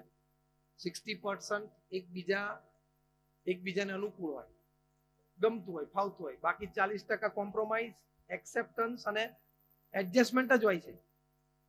તમને આશ્ચર્ય થશે કે પ્રથમ 10 કારણો જે ડિવોર્સના છે ને, એમાંનું એક કારણ બેડરૂમમાં પંખાની સ્પીડ પણ છે. બોલો, તમને અતિ આશ્ચર્ય છે ને? એકને 5 ઉપર જોઈએ, એકને 2 ઉપર જોઈએ. પહેલા 10 માનું આ કારણ છે, the speed of the fan in the bed. અલે આટલું એડજસ્ટ નથી થઈ શકતું, ગોદડું ઓઢ, ચાદરના બદલે ગોદડું ઓઢ. એટલું પણ જો આપણે એડજસ્ટ ના થઈ શકતા હોઈએ. પ્રમુખ સ્વામી મહારાજ વલ્લભ વિદ્યાનગરમાં હતા. એક અમારા હરિભક્ત, એમની 2 દીકરીઓના લગ્ન હતા. બંને દીકરીઓની કંકોત્રી લઈને પ્રમુખ સ્વામી મહારાજ પાસે આવ્યા કે મારી બંને દીકરીઓનું એક જ માંડવે નક્કી કર્યું છે, એક જ દિવસે જાન આવવાની છે, સરસ પ્રસંગ છે, આપ આશીર્વાદ આપો. પ્રમુખ સ્વામી મહારાજ એમના હાથમાંથી બંને કંકોત્રી લઈ ઠાકોરજીને ધરાવી, પુષ્પ મૂકી, ચાંદલો કરીને એમને આશીર્વાદ આપ્યા, બંને સુખી થયા. પછી પ્રમુખ સ્વામી મહારાજ એમનો હાથ પકડીને બહુ સુંદર વાત કરી. પ્રમુખ સ્વામી મહારાજે કહ્યું કે તમારી બંને દીકરીઓને સલાહ આપજો કે બેટા, હવે ત્યાં એ તારું ઘર છે, ત્યાં સાસુ સસરા એ તારા મા બાપ છે, અને બીજું કહેજો કે 2 વર્ષ થોડુંક સહન તો કરવું પડશે. પ્રમુખ સ્વામી મહારાજ એમના વિશાળ અનુભવ પરથી બોલ્યા કે દીકરો હોય એને કદાચ નોકરી ધંધા ઉપર 2 વર્ષ સહન કરવું પડે, દીકરી હોય એને થોડું સાસરે સહન કરવું પડે. પણ તમારી દીકરીને કહેજો કે મૌન રાખે, વડીલોની મર્યાદા રાખે, સામું ન બોલે. કદાચ સાસુ સસરાની કોઈ ગેરસમજણ અને ખોટું ખીજાય તો પણ એક સમયે તો સાંભળી જ લેવાનું. 2 દિવસ પછી શાંતિથી બેસીને કહેવાય કે બા તમે આ વાત કરતા હતા પણ વાત આમ હતી. અથવા તો બાને કહેવાનું કે પપ્પા વાત એટલે સસરા જે વાત કરતા હતા એમના મનમાં સમજણ આમ હતી પણ પ્રસંગ આમ હતો. એવું 2 દિવસ પછી શાંતિથી કેવું. તો સાસુ સસરાને પણ એમ થાય કે દીકરી ખાનદાન છે, સંસ્કારી છે, સામું નથી બોલતી. અને આવા 2 પ્રસંગ બને તો બહુ ડિગ્નિટીથી જીવી શકે. પણ તમે અત્યારે એને ખોટી સલાહ આપો છો કે બેટા જરાય ચિંતા ના કરીશ, કંઈક થાય ને તરત ફોન કરી દેજે. આ ખોટી સલાહ છે. એટલે કહેવાનું કે ભાઈ સહન, ટોલરન્સ તો લાઈફમાં બધાને ડેવલપ કરવું પડે. તમે એમ માનો કે મારું જ ધાર્યું કાયમ થાય, મારી ઈચ્છા પ્રમાણે થાય, એ તો રાજા રામનું પણ થયું નથી. એ કહેવત છે ને, તો તારું અહીંયા દાદર વેશમાં કેવી રીતે થશે દુકાને?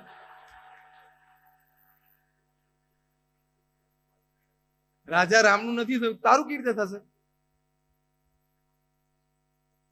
અને પાછું શું થાય, અત્યારે દીકરીઓ MBA થયેલી હોય, મને બધું આવડે. અત્યારે આપણો છે ને કોન્ફ્લુઅન્સનો પેઢી ચાલે છે. જૂની પેઢી થોડી ઓછું ભણેલી છે અથવા નથી પડેલી, જે અત્યારે સાસુ સસરા છે એ લોકો થોડુંક ઓછું અથવા તો ઓછું ભણેલા છે. અને નવી પેઢી એકદમ ભણેલી આવે છે શહેરમાંથી. એટલે આ છે ને કોન્ફ્લુઅન્સ છે. 25 વર્ષ પછી એવું થશે કે સસરો અને દીકરો અથવા તો સાસુઓ બધા સરખા ભણેલા હશે. પણ અત્યારે આ 2 પેઢીનું મિક્સચર છે એટલે મેક્સિમમ પ્રોબ્લેમ એને છે. ત્યાં કોન્ફ્લુઅન્સમાં આ પ્રોબ્લેમ છે. એટલે લગ્ન કરીને 3જા દિવસે ઘરે જઈને કે એના સાસુને કે mom C actually this refrigerator should be in this direction. આ ફ્રીજ છે ને આમ હોવું જોઈએ, તું ફેરવીશ નહીં, તું ફરી જઈશ. 8 વર્ષથી બધાને ઘરમાં રેફ્રિજરેટર આ ડિરેક્શનમાં ફાવી ગયું છે.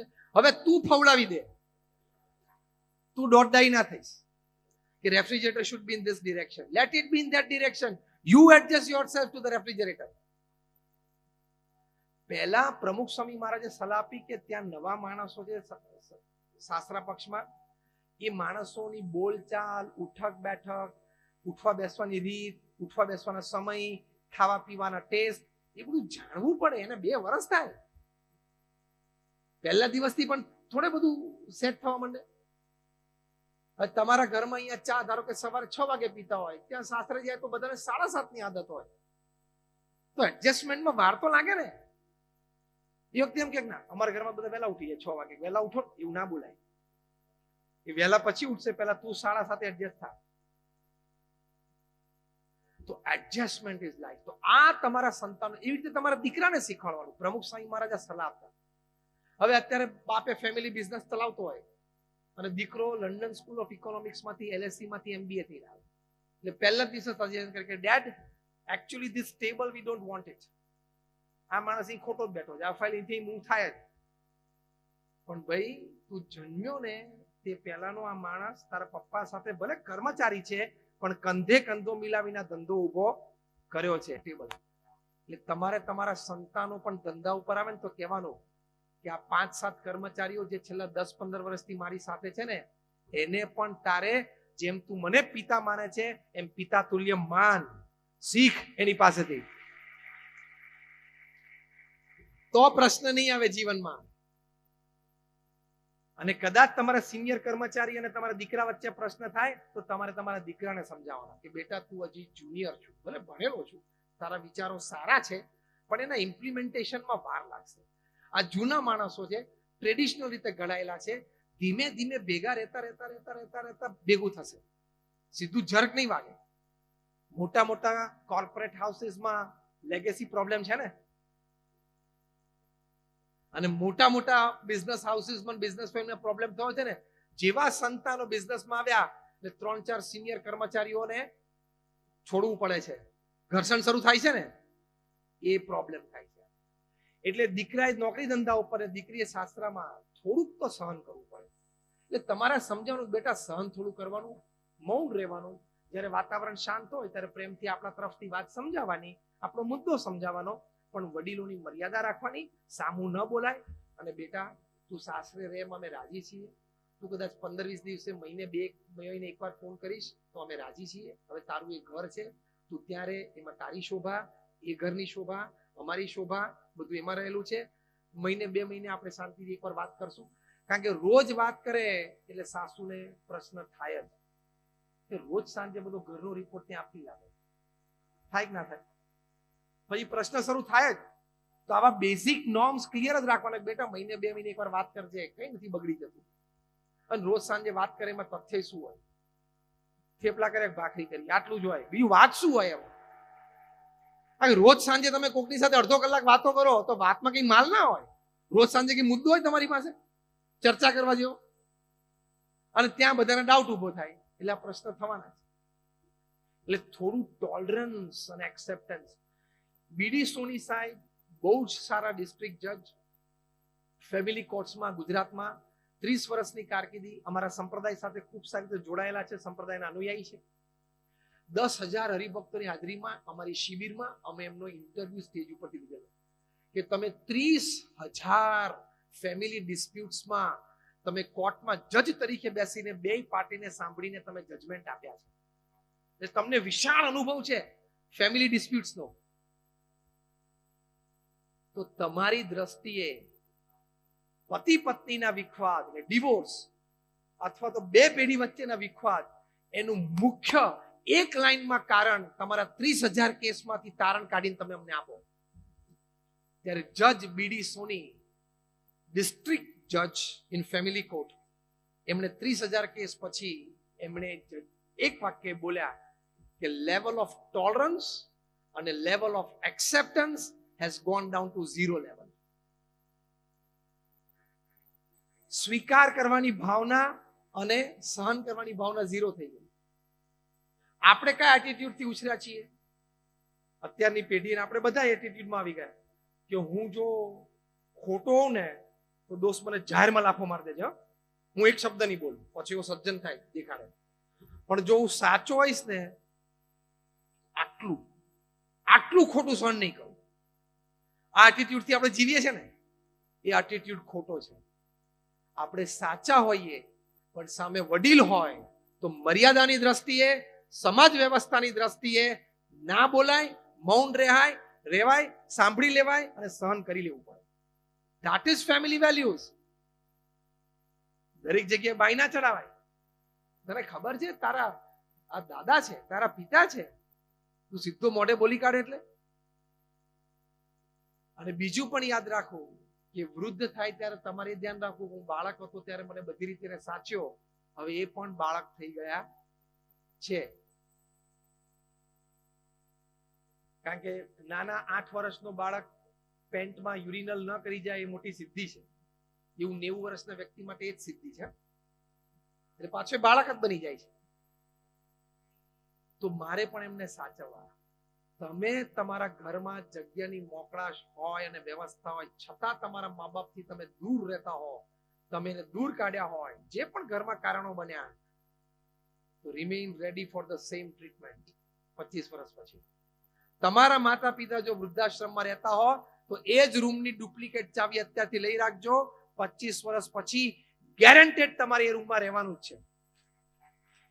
કારણ કે તમારા દીકરા દીકરીએ જોઈ લીધું કે વૃદ્ધ માતા પિતાને આવી રીતે રખાય.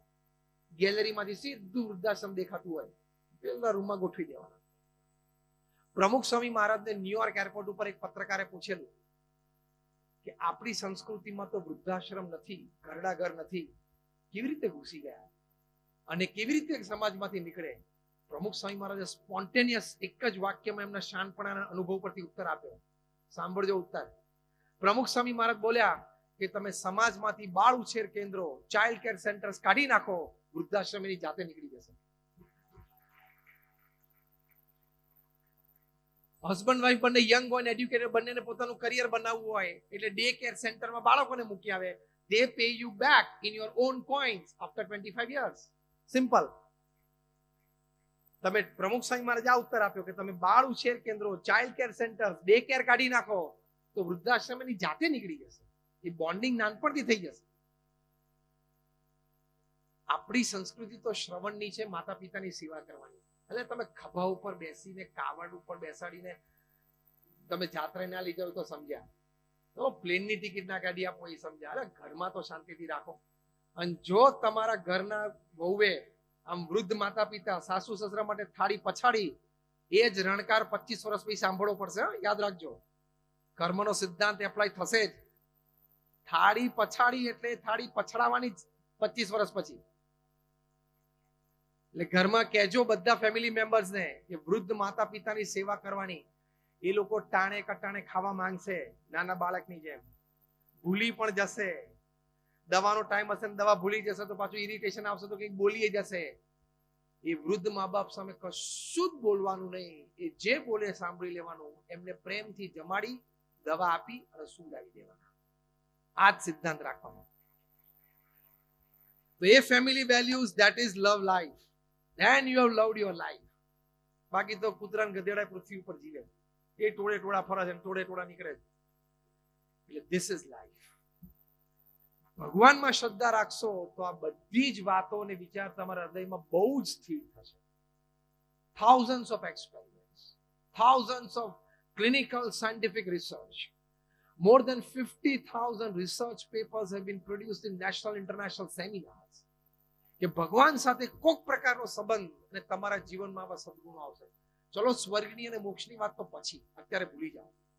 જીવન જીવવામાં પણ ભગવાન સાથેનો સંબંધ કેટલો કામમાં લાગશે. યુનિવર્સિટી ઓફ કોલંબિયાએ હમણાં રિસર્ચ કરી, સર્વે પછી લોકોએ કહ્યું, 1,00,000 પરિવારમાં સર્વે થયો કે what a believer family has N advantage over a non believer family. જે ભગવાનમાં શ્રદ્ધા રાખે છે અને કંઈક ધાર્મિક વિધિ વિધાન રોજ કરે છે, એવા પરિવારોને ભગવાનમાં શ્રદ્ધા ન રાખતા પરિવારો જે કાંઈ ધાર્મિક વિધિ વિધાન ઘરમાં નથી કરતા, વ્યક્તિગત કે પારિવારિક રૂપે, એ લોકો ઉપર શું એડવાન્ટેજ? પહેલો એડવાન્ટેજ કે જે શ્રદ્ધાળુ પરિવાર છે એમાં પરિવારના સભ્યોમાં લેવલ ઓફ એક્સેપ્ટન્સ અને ટોલરન્સ બહુ સારું જોવામાં મળ્યું.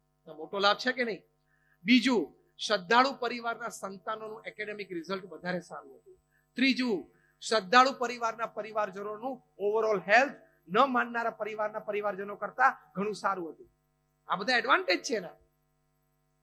This is right. તો આવી તો ઘણી બધી રિસર્ચ છે કે કંઈક નામ સ્મરણથી, કંઈક પ્રાર્થનાથી, કંઈક જોડાણથી આટલો લાભ તમને થશે. તે ભગવાનમાં શ્રદ્ધાથી તમે થોડો સમય એની માટે પણ કાઢજો. તો આ આપણું જીવન છે.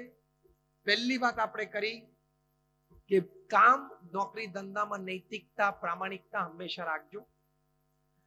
બીજી વાત આપણે કરી કે કર્મનો સિદ્ધાંત તો લાગુ પડશે, પડશે અને પડશે જ. એટલે કોઈ દિવસ અનૈતિક કામ કરતા નહીં. ત્રીજી વાત આપણે કરી કે નોકરી, ધંધા, વેપારની સાથે પરિવાર માટે પણ સમય આપજો, પરિવારજનોને પણ સંસ્કારિત કરજો. ચોથી વાત આપણે કરી કે ભગવાન પ્રત્યેની પણ શ્રદ્ધા રાખજો. તો આવા ઘણા બધા સદગુણો તમારા જીવનમાં ચોક્કસ આવશે. તો આ થોડાક મૂલ્યો છે, સામાન્ય મૂલ્યો છે, પણ એનાથી તમારું જીવન ખૂબ ઉન્નત બનશે.